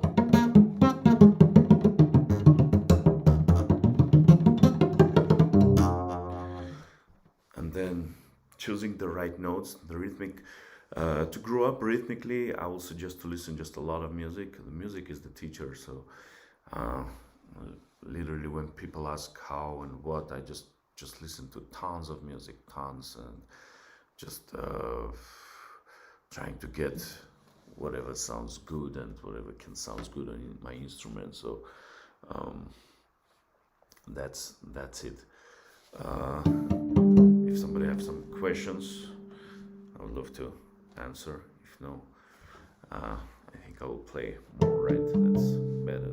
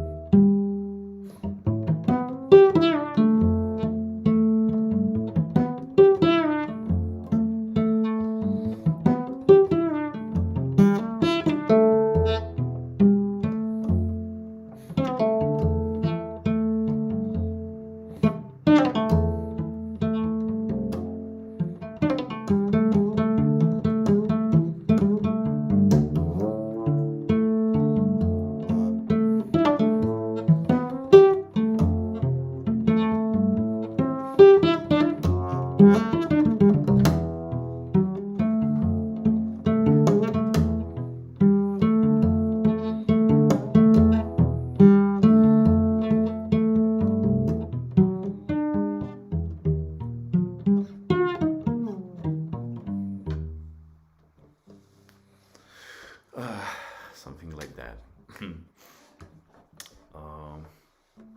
So, no questions. I will just speak a little bit more and play a little more. One more time, thank you so much. Thank you so much for the opportunity to be here. Again, so sorry. Thank you, Troy. Thank you so much for helping me. I'm so sorry. I don't know what happened. It was perfect during soundcheck. Again, I'm very old school with all this technique and the computers and all the sounds. And plus, I'm kind of in the middle of moving from one country to another, so I have my old acoustic cello with me. Just willing to play for you guys and to speak again. Basically, it's really possible to play bass on the cello if you're really interested in it, if you really want it. Just find out on YouTube the best bass players, whoever you like. If you like rock, hip hop, R&B, I don't know, jazz, there's tons of great bass players, and you can learn a lot from them. And it's interesting to mix the techniques of different instruments, the kind of hybrid. Another thing, I was telling about fifths and fourths. So a very interesting thing that if you play, let's say, regular, like a blues lick on bass with the fourths, just like kind of pentatonic, you're going, that one just on the same scale, kind of, you play. So if you change this to the cello, it's completely different notes and sounds much more cool, actually. Look, it's just a pentatonic kind of scale.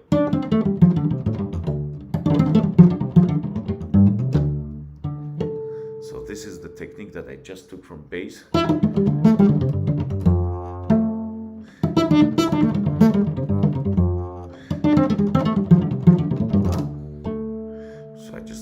sometimes I just transcribe basically whatever I play, the passages on the bass, just transcribe them to the cello, and because of the difference of fourths and fifths, it sounds completely different, strange, but better, interesting. Like this kind of lick in G minor.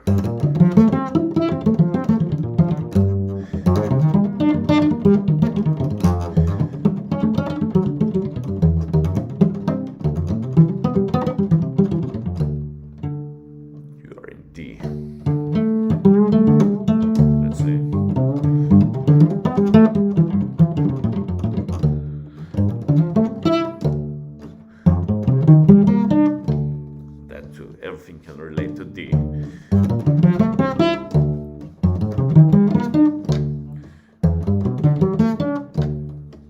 So there's a million of that kind of tricks that open up every day once I just figure out how the bass players do something, and then trying to figure out the same thing on the cello, and it sounds absolutely different, and I love it because that brings that kind of uniqueness of your lines. Let me show you one thing. I love C minor in the instrument, so I have a lot of tunes written out in C minor and a lot of kind of licks. I just want to show you what's going on.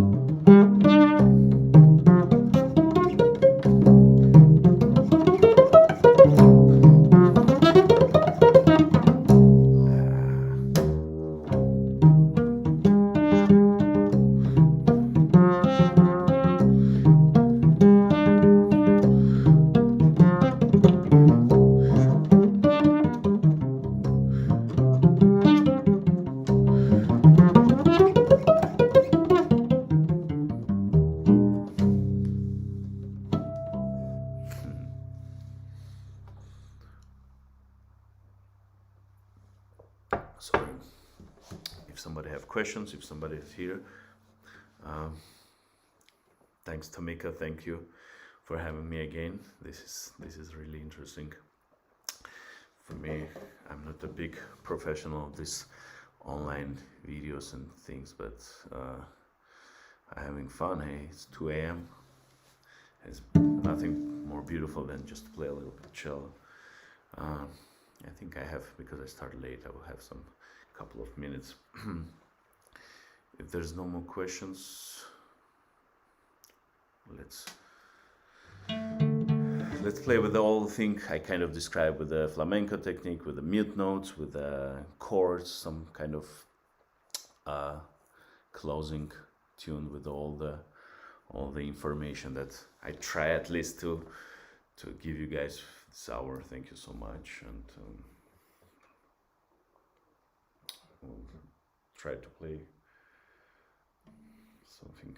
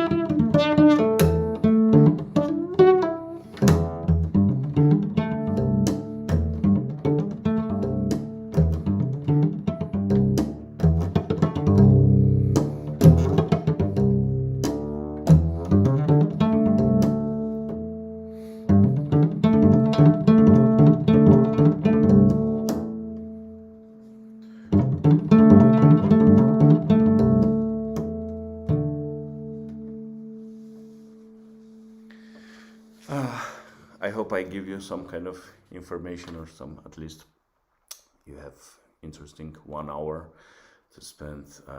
Sorry again for small inconvenience in the beginning. If there's no more question, Tomeka, Troy, thank you so much. Thank you for having me. It's a big honor. I would love to say you goodbye. Practice a lot of cello. Listen to a lot of music, a lot, and I don't know. And the main thing, if you play in the band, listen to another bandmates. Please don't play just whatever you want, whatever you feel. Always listen, be a part of the group, and just understand what music wants from you, and try to give it with your beautiful sound. And you will have always gigs, and you will be touring and playing, and that's the happiness, as I know. Thank you so much. Have a great evening. Good night.